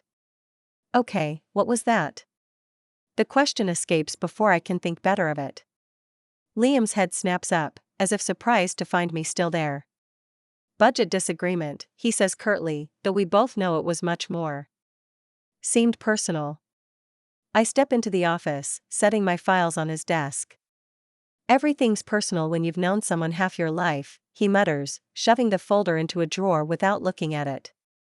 I think of my own half-finished relationships, connections I'd abandoned when they threatened to interfere with my career trajectory. The potential Denver move hovers in my mind, another opportunity to leave before things get too real. History has a way of complicating things, I say, more to myself than to him. History should stay in the past where it belongs. He stands abruptly. Was there anything else you needed? I have a supplier meeting in town. No, that's everything. I step back, recognizing the dismissal. The Bennett contract is finalized. All the details are in the file. Great. Congratulations. His words are professional, but his mind is clearly elsewhere as he grabs his keys and jacket. Tell Jameson I'll be late for dinner tonight. Before I can respond, he's brushing past me, his long strides carrying him quickly out of the office. I'm left standing alone, surrounded by the silent aftermath of an argument about much more than budget lines. I pick up the Bennett files I've just delivered, running my fingers along its edge. Inside is the culmination of weeks of work, the successful conclusion of what brought me to Mountain Laurel Lodge in the first place.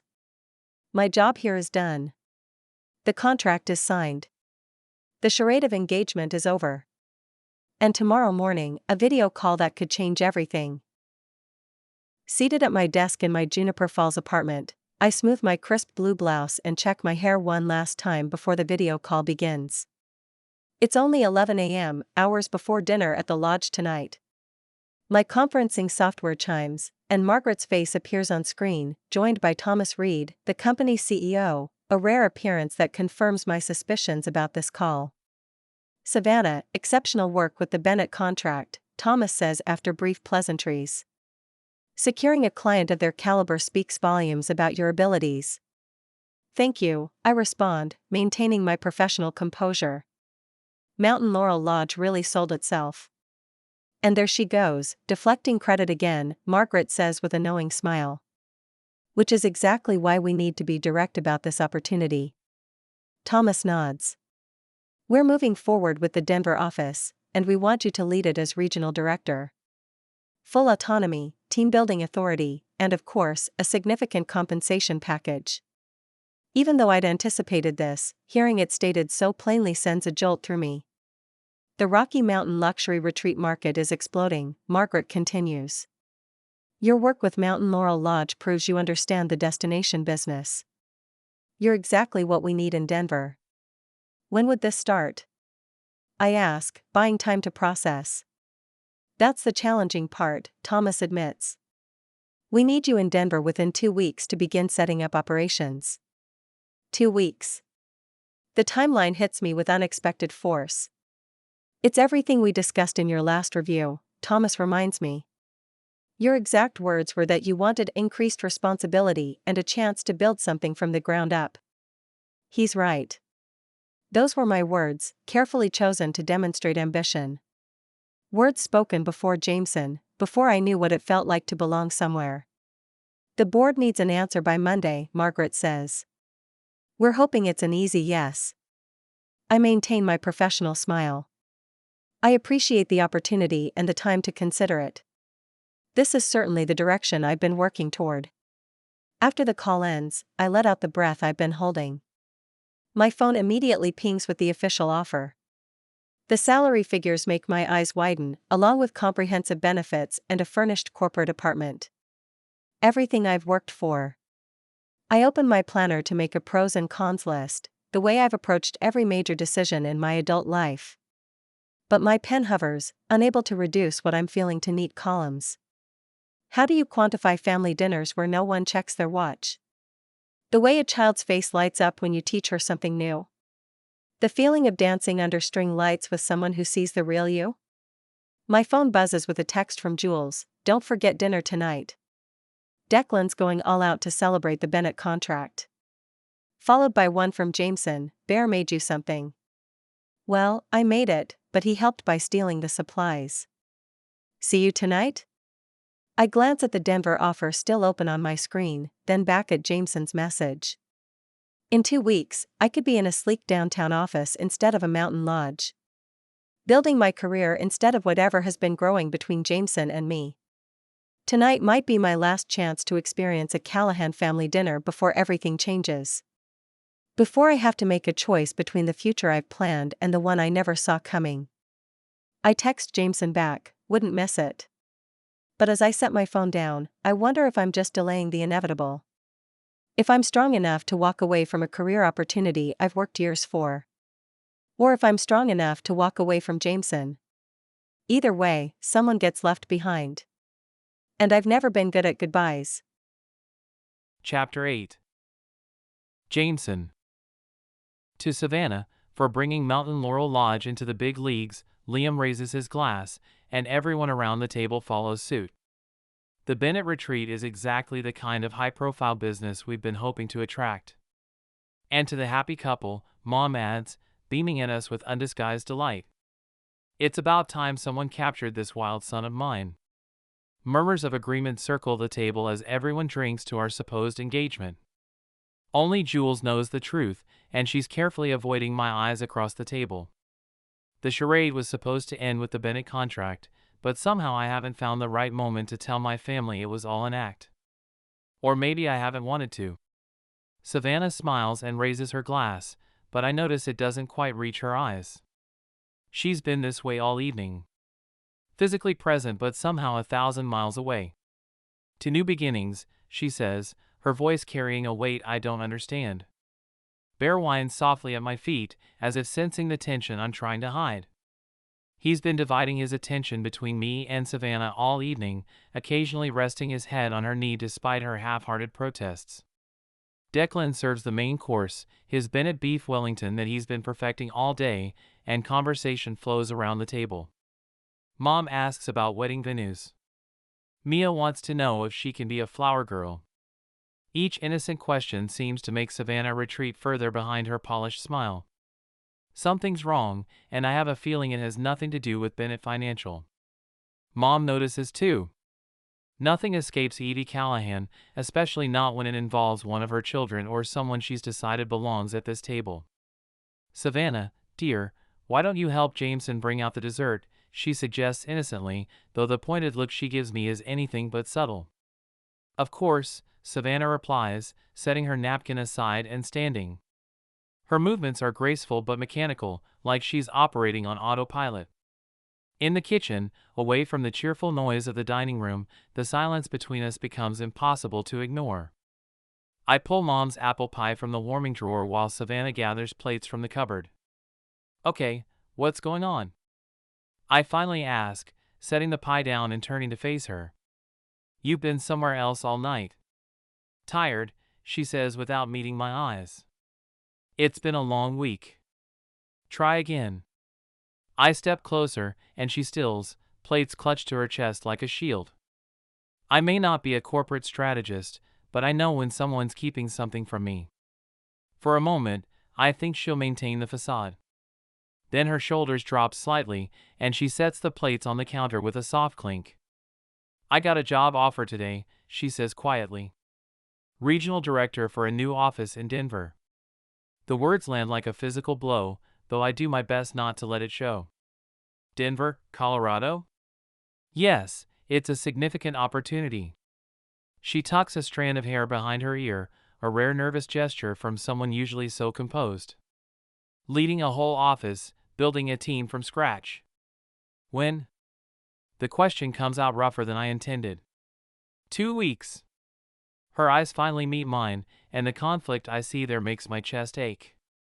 If I accept. If. She glances toward the dining room, where my family's laughter drifts through the doorway. It's complicated. Because of my family? I ask. They don't know yet. About us not being real. She winces slightly at the word real. That's part of it. And the other part? I press. Is it because of what's been happening since that kiss? A flash of vulnerability crosses her face before her professional mask slips back into place. That was a moment.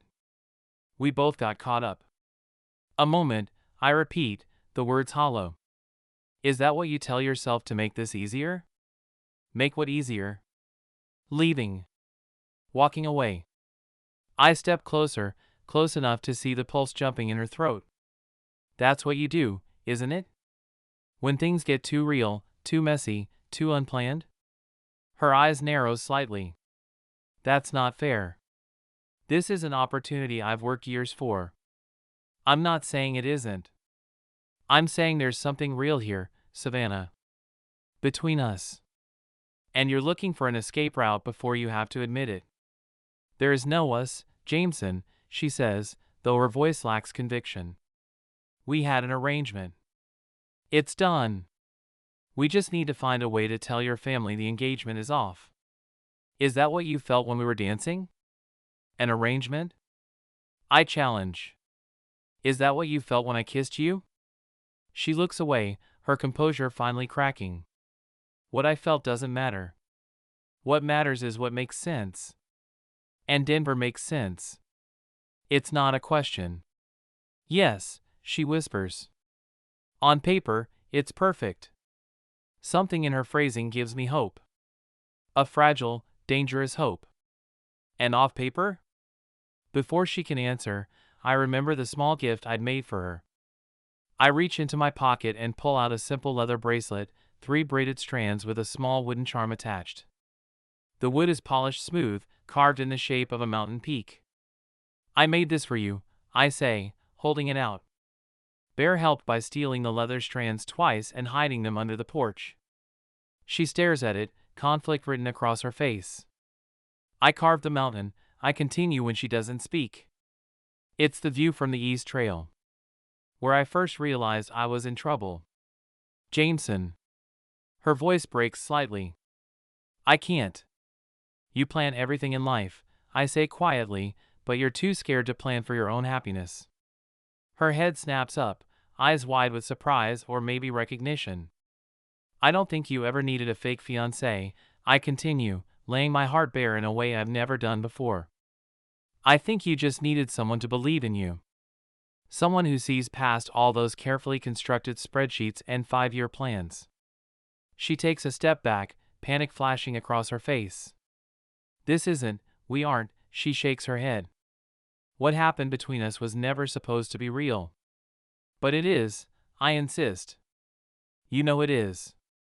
It can't be. Her voice hardens with resolve. I have a life, Jameson. A career. Goals. Things I've worked toward for years. I can't throw that away for what? I press. For someone who makes you laugh? Who sees the real you? For a place where you belong? I don't belong here, she says, but the tremble in her voice betrays her. This was always temporary. A business arrangement. Nothing more. She's retreating behind her professional armor, and I can almost see the walls going up around her heart. So take the job, I say, unable to keep the hurt from my voice. Go to Denver. Be regional director. But don't pretend this was nothing. Don't pretend we were nothing. We were pretending the whole time, she whispers. That was the point. She turns away, gathering the dessert plates with hands that aren't quite steady. We should get back. Everyone's waiting. And what do we tell them? I ask. That our engagement is off because you're moving to Denver? Or that it was never real in the first place? She freezes, her back to me. I don't know. I need time to think. I shove the bracelet back into my pocket and watch her walk back to the dining room, shoulders squared, composure restored. Only I notice the slight tremor in her hands as she sets down the plates. Only I see the brightness in her eyes that might be unshed tears. Mom looks between us questioningly as I set the pie on the table. I give an almost imperceptible shake of my head, and her expression softens with understanding, though she doesn't know the half of it. Throughout dessert, I sit quietly, the leather bracelet still in my pocket, the wooden mountain charm digging into my palm as I clench my fist around it. Savannah smiles and accepts compliments on the Bennett contract, answers questions about wedding venue preferences that make her voice catch, plays her role perfectly. But when Bear rests his head on her knee again, I see her fingers hesitate before scratching behind his ears. When Mom hugs her goodbye at the end of the night, I see her hold on a moment too long. When she walks to her car, I see her pause, just for a heartbeat, as if she might turn back. She doesn't. I stand on the porch, Bear sitting glumly at my feet, as her taillights disappear down the winding road that leads away from the lodge. Away from me. She never took the bracelet. Never acknowledged what we both know is true. And as I turn to head back inside to a family that still believes I'm happily engaged, the wooden mountain charm still clutched in my hand, I wonder if all will ever be is an arrangement that ended too soon. A pretend engagement that felt more real than anything I've ever known. Because you can't lose something that was never really yours. Even if, for a little while, it felt like it could have been. Chapter 9. Savannah. And this will be your office. Margaret pushes open the glass door, revealing a corner space with floor-to-ceiling windows overlooking downtown Denver. The Rocky Mountains rise majestically in the distance, framed like a living painting.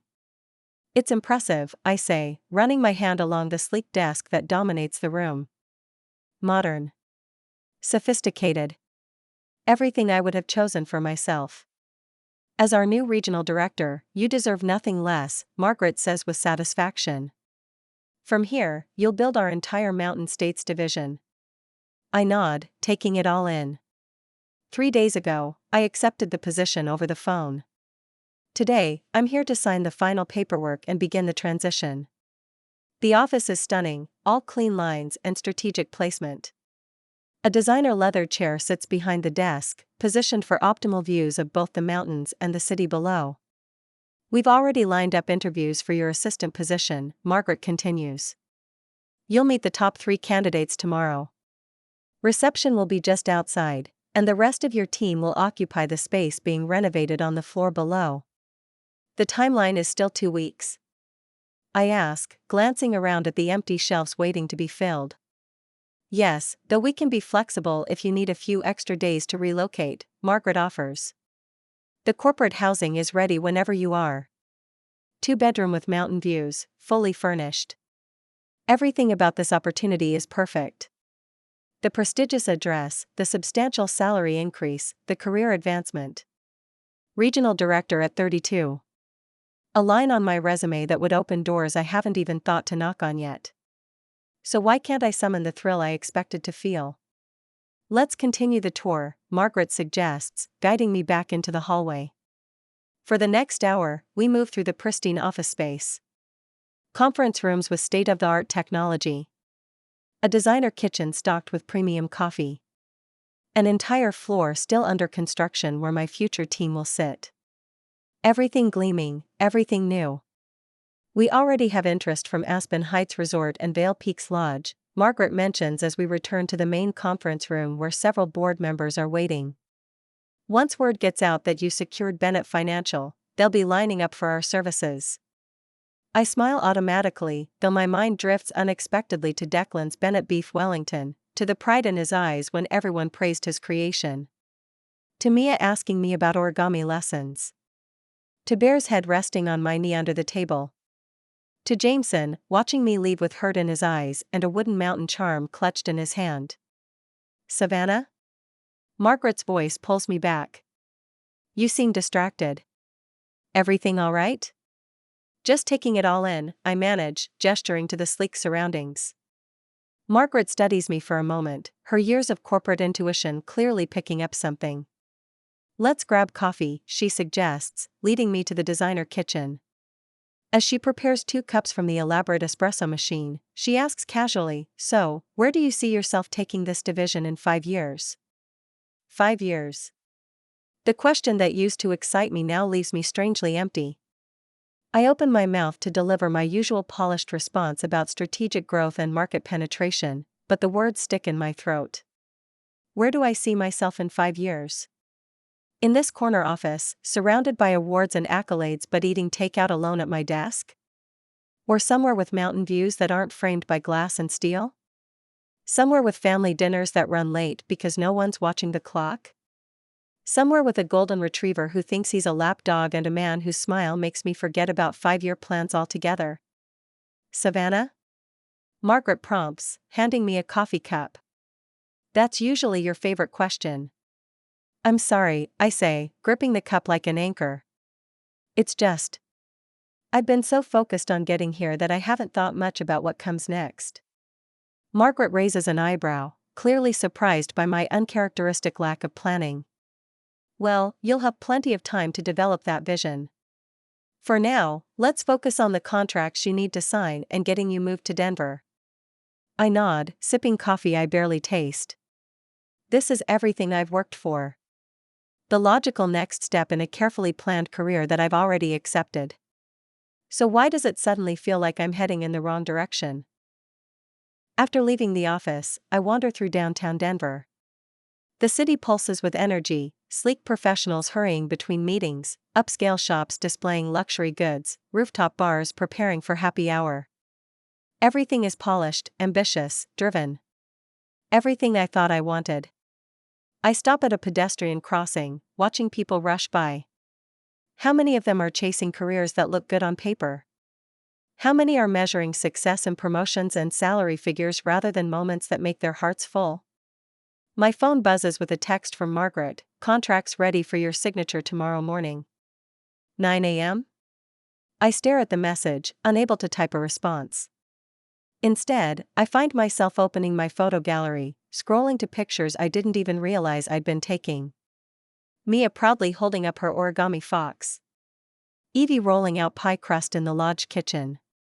Bear sprawled dramatically across my feet during movie night. The last photo makes me pause. It's a group shot from the celebration dinner that Jules sent to everyone. In the background, slightly out of focus but unmistakable, is Jameson looking at me from across the room. The softness in his eyes, even in this casual captured moment, makes my chest ache. You plan everything in life, but you're too scared to plan for your own happiness. His words echo in my mind as I continue walking, eventually finding myself in a small park. I sit on a bench, surrounded by carefully landscaped flower beds that somehow lack the wild beauty of mountain laurel growing freely on a hillside. My fingers brush against my phone again, and without planning to, I find myself calling Jules. Hey, corporate queen, she answers cheerfully. How's the big city treating you? It's fine, I manage. Listen, can I ask you something? About Lauren and Liam? A pause. That's not what I expected. But sure. What happened between them? I saw them arguing at the lodge, and the tension was thick enough to cut with a knife? Jules supplies. Yeah, that's been going on since Lauren came back to town. But what happened? Why did they break up? Jules sighs.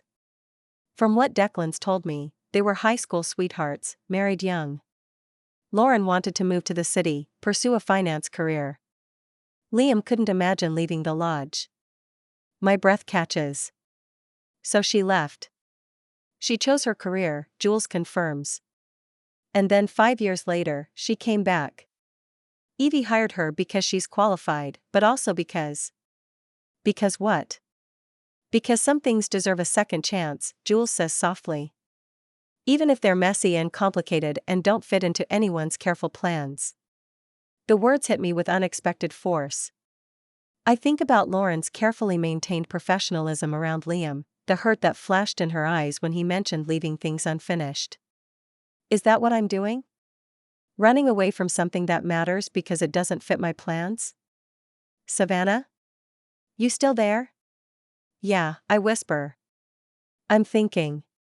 About the fancy new job? Or about a certain activities coordinator whose dog keeps waiting by the door for you to come back? I close my eyes, the decision crystallizing with sudden clarity. Tell Bear I miss him too. After hanging up, I take a deep breath and make one more call. Margaret Wells. Margaret, it's Savannah. My voice sounds different to my own ears. It's calmer, more certain. I need to talk to you about the Denver position. Is there an issue with the contracts? Her tone is brisk, businesslike. I look out at the Denver skyline, at all the gleaming buildings filled with people pursuing careers that look impressive on paper. Then I think about a mountain lodge where time moves differently, where family dinners matter more than quarterly reports, where a certain activities coordinator and his dog showed me what really matters. Yes, I say, my decision crystallizing with sudden clarity. There is. Chapter 10. Jameson. Higher, Uncle Jay, higher. Mia squeals, gripping the blue parachute as I lift it skyward, sending dozens of colored balls bouncing into the air. The children shriek with delight, scrambling to catch them before they hit the ground. It's our most popular activity for the summer day camp. It's simple, chaotic, and guaranteed to tire them out before their parents return. 2 weeks have passed since Savannah left. 2 weeks of throwing myself into work, of avoiding my family's concerned glances, of pretending I don't check my phone whenever it buzzes. 2 weeks of telling myself I'm fine, just fine. Uncle Jay, you're not paying attention. Mia protests as a ball rolls past me. Sorry, kiddo. I force a smile, shaking off thoughts I can't afford to dwell on. Not during the Elk Ridge Summer Adventure Camp's finale day. One more time, I call out, drawing the children's attention back to the parachute. Everyone grab a handle, and on 3, we'll send these balls to the moon. As I count down, Bear suddenly lifts his head from where he's been lounging in the shade. His ears perk up, his entire body going alert. Before I can react, he's bolting across the field, a golden streak heading toward the main lodge. Bear! I call after him, but he doesn't even hesitate. I've got this, Declan says, appearing at my side. Jules texted me to take over. Said you may need some backup. But the kids will survive without you for 5 minutes, he finishes, taking the parachute handle from my hand. There's curiosity in his expression, but no hint that he knows what's going on. Go! I'll handle the chaos here. Curiosity piqued, I jogged after Bear, squinting against the afternoon sun. At first, I don't see what captured his attention. Then a flash of movement near the lodge entrance makes me stop dead in my tracks. Bear dancing in excited circles around a familiar figure. Savannah. She's kneeling on the path, actually hugging my dog, her face buried in his golden fur. She's wearing jeans and a simple blue blouse instead of her usual power suit, a portfolio tucked under one arm. She looks different somehow, softer, more relaxed, more here. She hasn't noticed me yet, completely absorbed in greeting Bear. My feet feel rooted to the ground, unable to move forward or back. Is that? Liam's voice comes from behind me, startling me out of my shock. What's she doing back? I thought today was her big Denver start date. It was, I manage, unable to look away from her. At least, that's what she told me before she left. Bear barks joyfully, then races back toward me as if to share his exciting discovery. Savannah looks up, following Bear's path, and her eyes widen as they land on me. She straightens slowly, clutching her portfolio a bit tighter, offering a small, uncertain wave. Before I can react, she turns and continues toward the lodge entrance, her pace quickening slightly. Did you know about this? I ask, turning to find Liam watching me with an unusually careful expression. No, but... He hesitates. Mom asked me to clear her schedule for a meeting this afternoon. Something about restructuring our corporate retreat program. Restructuring my brain struggles to connect the dots, to understand what this means. She's in with Mom right now, Liam says, surprise evident in his voice. Mom just said she had an important meeting about expanding our corporate retreat program. I had no idea it was with Savannah. How could you not know who Mom was meeting with? I ask, confusion mixing with the shock of seeing her. Liam shakes his head. Mom just said to clear her schedule for an important business meeting. You know how she is. Always being mysterious when she's planning something.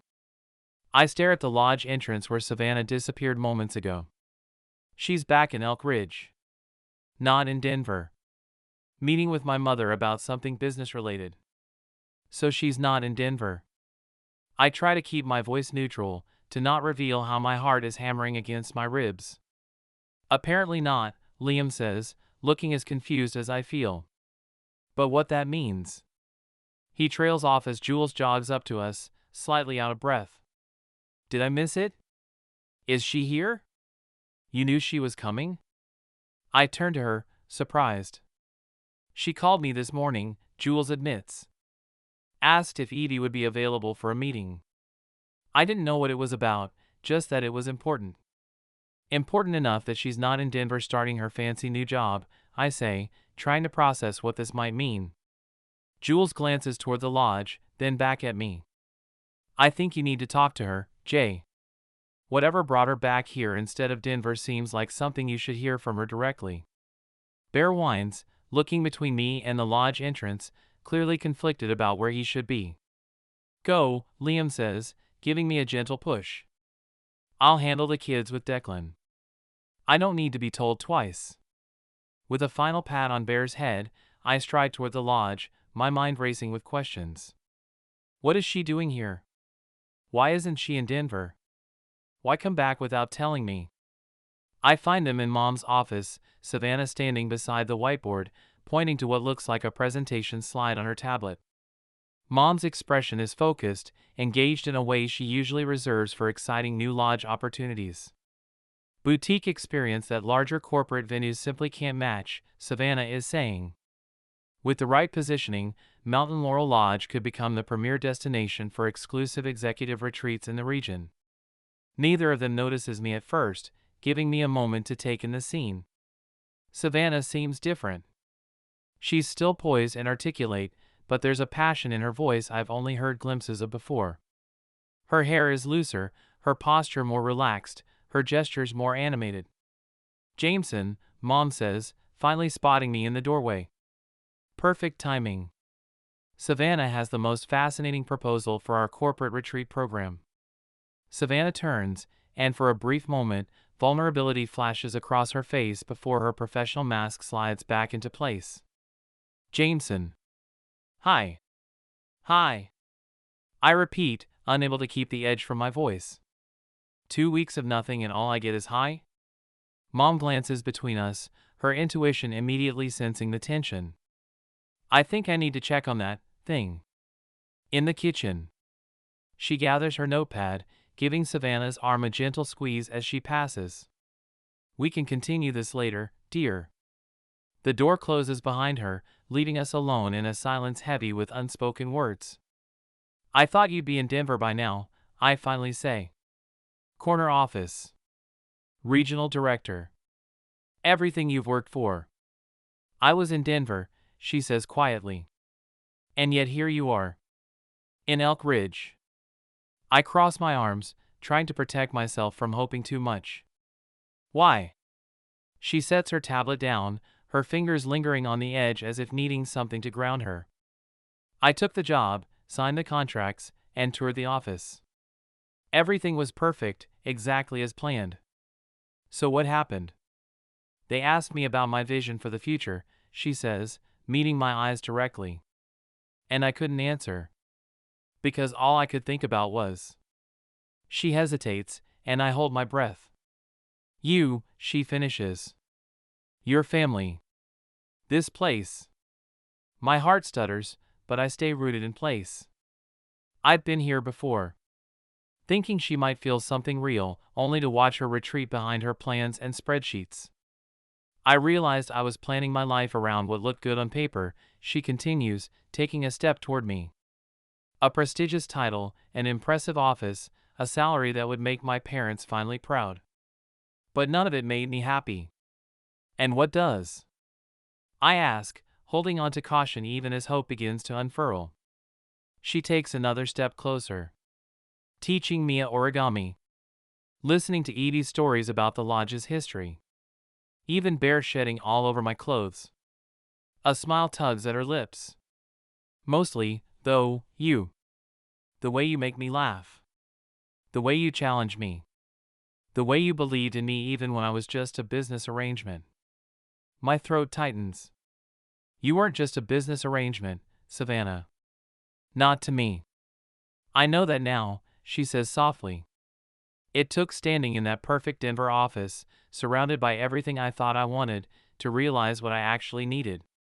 She's close enough now that I can catch the subtle scent of her perfume, can see the uncertainty mingled with determination in her eyes. So I quit, she says.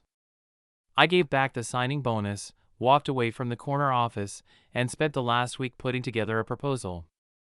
A proposal? My voice sounds strained even to my own ears. To establish a boutique corporate retreat planning service, based right here in Elk Ridge. Her eyes never leave mine. Using Mountain Laurel Lodge as my premier venue. I try to process what she's saying, what it means. You're staying? I'm staying. She takes a deep breath. If that's something you want. The walls I've built over the last 2 weeks start to crumble. What about the arrangement? The pretending? I don't want to pretend anymore, she says, her voice steady despite the vulnerability in her eyes. Not about the engagement, not about my career, not about what I really want. And what do you want, Savannah? I need to hear her say it, need to know this is real. You. The simplicity of her answer steals my breath. Us. A chance to see if what started as pretend could be something real. My restraint shatters. In 2 strides, I close the distance between us, my hands coming up to frame her face as I kiss her. Not gently, not tentatively, but with all the emotion I've been holding back for weeks. Her arms wind around my neck, pulling me closer as she responds with equal fervor. When we finally break apart, we're both breathless. I rest my forehead against hers, unwilling to put any more distance between us. Wordlessly, I reach into my pocket and pull out the leather bracelet with the wooden mountain charm. The same one I offered her that night in the kitchen, the one she couldn't accept then. I've carried it every day since, a tangible reminder of what might have been. Still have this, I say, holding it between us. She touches it gently, fingers tracing the outline of the carved mountain. I wanted to take it that night, she admits softly. I just wasn't brave enough then. And now? Now I'm exactly where I want to be, she says, holding out her wrist. With a smile I can't contain, I fasten the bracelet around her wrist. Perfect fit. The door swings open suddenly, and Bear bounds into the room, followed by what seems like half my family. Mom, Declan, Jules, even Mia, who squeals in delight when she spots Savannah. Savannah! You came back! Mia races over, wrapping her arms around Savannah's waist. Are you staying? Can we make more origami foxes? Savannah laughs, genuinely and freely in a way I've rarely heard. Yes to both, she says, her eyes finding mine over Mia's head. So, Mom says, taking in our interlaced fingers and the leather bracelet now adorning Savannah's wrist. Should I assume the engagement is back on? Or was it never really off? Savannah and I exchange a look, a silent conversation passing between us. It's time for the truth. Actually, Mom. I take a deep breath. The engagement was never real to begin with. A ripple of surprise passes through the family, but Mom just tilts her head, looking more curious than upset. It started as a business arrangement, Savannah explains, her voice steady despite the vulnerability in her eyes. I needed to impress Mr. Bennett for the contract, and Jameson agreed to help. We were pretending, I add, squeezing her hand. Until we weren't. Mom studies us for a long moment, then a slow smile spreads across her face. Oh, I had my suspicions. No one falls in love that fast. She pauses, eyes twinkling. Well, except your father and me, of course. You knew? I'm genuinely shocked. I know my children, Jameson, she says simply. But I also saw how you looked at each other. That part wasn't pretend. Mia tugs on Savannah's sleeve. So you're not getting married? Savannah kneels down to Mia's level, her smile gentle. Not yet. But I am staying in Elk Ridge. And the rest, I say, meeting Savannah's eyes with all the hope and promise I feel, we'll figure out together. No more pretending. And before she can say anything, I kiss her again, right there in my mother's office, surrounded by my family, Bear barking happily at our feet. Because some things are too important to hide, too precious to rush. Epilogue. Savannah. These aren't going to pass inspection, I mutter, eyeing the lopsided dog treats cooling on the kitchen counter. What had started as bone shapes now resemble abstract art more than anything Bear would recognize. From his spot by the lodge kitchen door, Bear woofs softly, as if to say he doesn't mind their appearance. Easy for you to say. You'll eat anything that remotely smells like peanut butter. I scratch behind his ears, earning the familiar thump of his tail against the hardwood floor. 6 months ago, I wouldn't have been caught dead baking homemade treats for a dog I insisted wasn't my responsibility. Now here I am, consulting recipe blogs and worrying about whether Bear will appreciate the shape of his peanut butter biscuits. The irony isn't lost on me as I transfer the treats to a storage container. They might look questionable, but the lodge's canine residents won't care. My phone pings with a calendar notification, corporate retreat proposal Ridgeline Tech 2 p.m. Just looking at the reminder makes me smile. My new consulting business, Mountain Vista Events, is thriving beyond my most optimistic projections. Turns out there's a significant market for boutique corporate retreats that offer personalized experiences rather than generic team-building exercises. I limit myself to 3 clients a month, a deliberate choice that would have horrified my former corporate self. The rest of my time belongs to me, to hike with Jameson, to teach Mia origami techniques I'm learning from YouTube tutorials, to sit with Evie while she shares stories of the lodge's early days. To breathe. Bear's head suddenly perks up, his attention drawn to the open kitchen window that overlooks the front porch. I hear it too, the rhythmic sound of painting, punctuated by occasional sighs. Curious, I peek outside. A woman I don't recognize is carefully painting the porch railing, her movements precise despite her obvious unfamiliarity with the task. She's dressed in work clothes that are clearly borrowed. The jeans are cuffed several times, the flannel shirt is knotted at her waist to keep it from swallowing her petite frame. The heat's brutal today, I say, leaning out the window slightly. Would you like some water? She startles, a droplet of white paint splattering across her cheek as she turns. Oh. I didn't realize anyone was there. Lodge rule number 7. There's always someone within earshot, I reply, the joke coming easily. Months spent among the Callahans has softened my edges in ways I never expected. I'm Savannah. Sabrina, she offers with a hesitant smile, carefully setting down her brush. And water would be amazing, thank you. I fill a glass from the pitcher in the refrigerator and head outside, Bear trailing at my heels. Up close, I notice the careful way she holds herself, straight-backed despite the casual clothes, her movements deliberate. There's something vaguely familiar about her, though I can't place it. You're new, I say, offering the glass.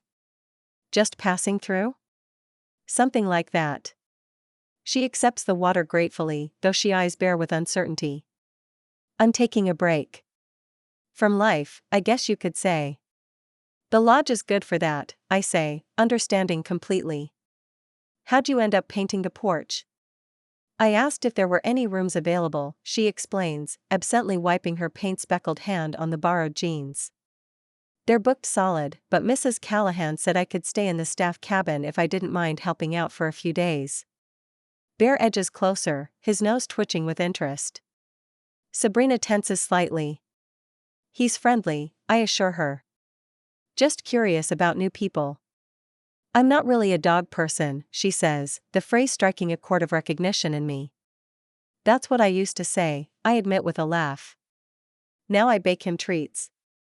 She eyes the golden retriever skeptically. I'll take your word for it. As she hands back the empty glass, I notice the remnants of a manicure, expensive, carefully maintained until recently. Her fingers are slender, with a pale line on her left ring finger where a ring has been recently removed. The east cabin has a temperamental shower, I say, deciding not to comment on what is clearly a personal matter. You have to jiggle the handle twice to get hot water. Surprise flickers across her face. How did you know I'm in the east cabin? Process of elimination. The west one is being renovated, and the north belongs to Max. Max? The lodge's carpenter. I gather up Bear's treats, preparing to head back inside. Fair warning. He's particular about his tools, so maybe avoid the workshop behind the cabin. Something that might be amusement crosses her face. Noted. As I turn to leave, Bear suddenly sits directly in front of Sabrina, his most polite begging posture. She blinks at him, clearly unsure how to respond. He's angling for a treat, I explain, pulling one from the container. Here, you can give it to him. She hesitates, then gingerly accepts the misshapen treat. Just hold it out? Palm flat, I demonstrate. With remarkable composure for someone so clearly out of her element, Sabrina offers the treat to Bear, who takes it delicately from her hand. A small smile tugs at her lips when he gives her fingers a gentle lick of gratitude. See? Not so scary. I suppose not, she admits, cautiously patting his head. The porch door swings open, and Max Callahan steps out, toolbox in hand. Evie said someone was working on the. He stops mid-sentence, eyes landing on Sabrina. For a moment, he just stares, an unreadable expression crossing his face. Sabrina straightens immediately. I should get back to work, she says quickly, turning back to her painting with sudden intensity. Max continues to watch her, his usual easygoing demeanor notably absent.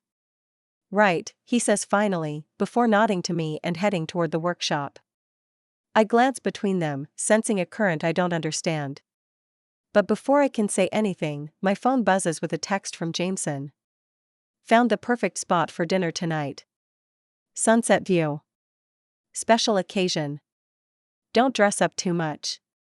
There might be climbing involved. My heart does a little flip, the way it still does whenever he surprises me. I slip my phone back into my pocket, trying not to read too much into special occasion, though a flutter of anticipation settles in my stomach anyway. I should head in, I tell Sabrina. If you need anything, most of us are around. The Callahans are good people. Thanks, she says, looking briefly toward the workshop where Max disappeared. I'm beginning to see that. As I head inside with Bear, I can't help but glance back at the woman carefully painting the porch railing, her posture still rigid despite the casual clothes. Whoever she is, whatever brought her to Mountain Laurel Lodge, I recognize the look of someone searching for a new direction. After all, it wasn't so long ago that I stood in borrowed territory myself, trying to find where I truly belonged. Just a little farther, Jameson calls over his shoulder, reaching back to offer his hand. I take it gratefully, letting him pull me up the last few feet of the hiking trail. The path is steep but well maintained. I recognize the careful stonework as Rowan's handiwork. When we crest the ridge, the vista that unfolds before us steals my breath. The sun hangs low on the horizon, painting the mountains in shades of gold and amber. Elk Ridge sprawls below us, a charming collection of twinkling lights just beginning to come alive as dusk settles. And there, nestled among the pines, Mountain Laurel Lodge gleams like a beacon. Worth the climb? Jameson asks, his eyes on my face rather than the view. Absolutely. I squeeze his hand, still amazed at how natural it feels to be here with him, on a mountain at sunset, without a spreadsheet or schedule in sight. He leads me to a flat outcropping where he's already set up a simple picnic. A checkered blanket is weighted down with stones, and there's a small basket and a bottle of wine nestled in a makeshift cooler. Bear circles the area, sniffing excitedly before flopping down at the edge of the blanket, his role as chaperone apparently complete. This is beautiful, I say, taking in the thoughtful arrangement. What's the occasion? Do I need an occasion to impress my girlfriend? Jameson asks with that grin that still makes my heart skip. Girlfriend, I echo, settling onto the blanket. Is that what I am?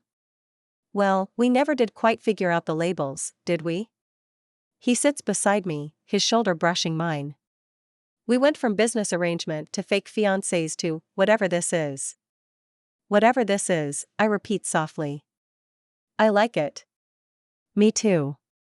He opens the wine, pouring 2 glasses before handing me one. To unexpected arrangements. And real relationships, I add, clinking my glass against his. As we eat, sharing a simple meal of cheese, bread, and fruit, I find myself thinking about the first time I saw this view.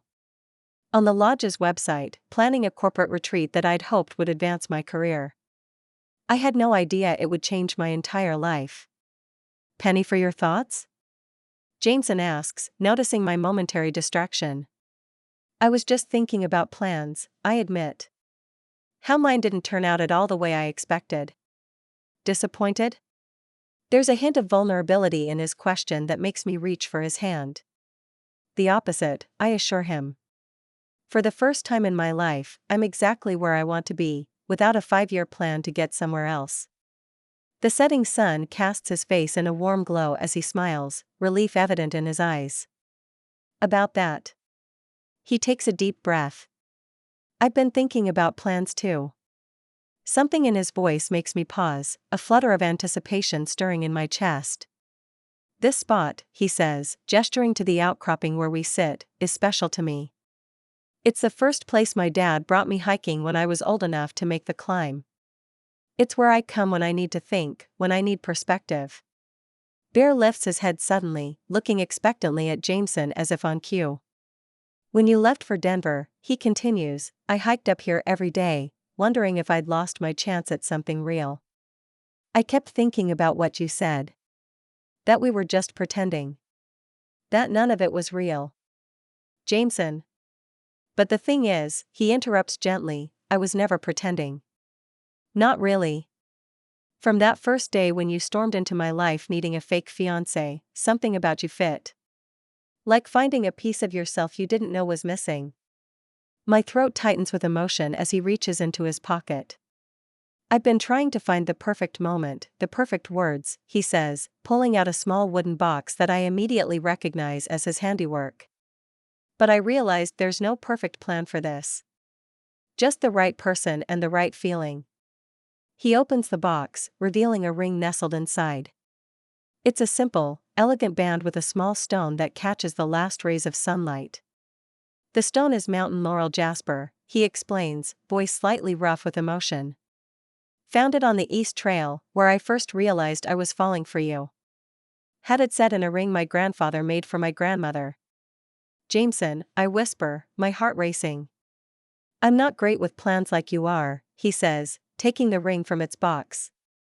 But I know with absolute certainty that I want to build a life with you, Savannah. A real one. No pretending, no arrangements. Just us. Bear whines softly, his tail thumping against the blanket. So, Jameson continues, his smile widening, Savannah Carter, will you forget about business arrangements and fake engagements and marry me for real this time? Tears blur my vision as I throw my arms around his neck, nearly toppling us both off the blanket. Yes, I manage through the tightness in my throat. Absolutely yes. His kiss is sweet and familiar and new all at once, a promise of everything to come. When we finally break apart, he slips the ring onto my finger with hands that tremble slightly. Perfect fit, I say, echoing his words from months ago. I was hoping you'd say that, he murmurs against my hair. As darkness settles over the mountains, we remain on our outcropping, wrapped in each other's arms, bare nestled against our feet. Below us, the lights of Elk Ridge twinkle like earthbound stars, and Mountain Laurel Lodge glows warmly in the distance. I've spent my entire life making careful plans, arranging every detail for maximum efficiency. But the best things, the most perfect things, turned out to be the ones I never planned for at all. A business arrangement that became love. A mountain town that became home. A man who showed me that sometimes, the best plan is having no plan at all. And as Jameson pulls me closer under the canopy of stars, his heartbeat steady against mine, I know with absolute certainty that this moment, this man, this life we're building, is perfectly, wonderfully, completely real. The end. This has been Practically Perfect Together by Suzanne Ash. Copyright 2025 by Suzanne Ash. Production copyright 2025 by Suzanne Ash. Thanks for listening. Please like and subscribe if you want me to put more of my books on YouTube.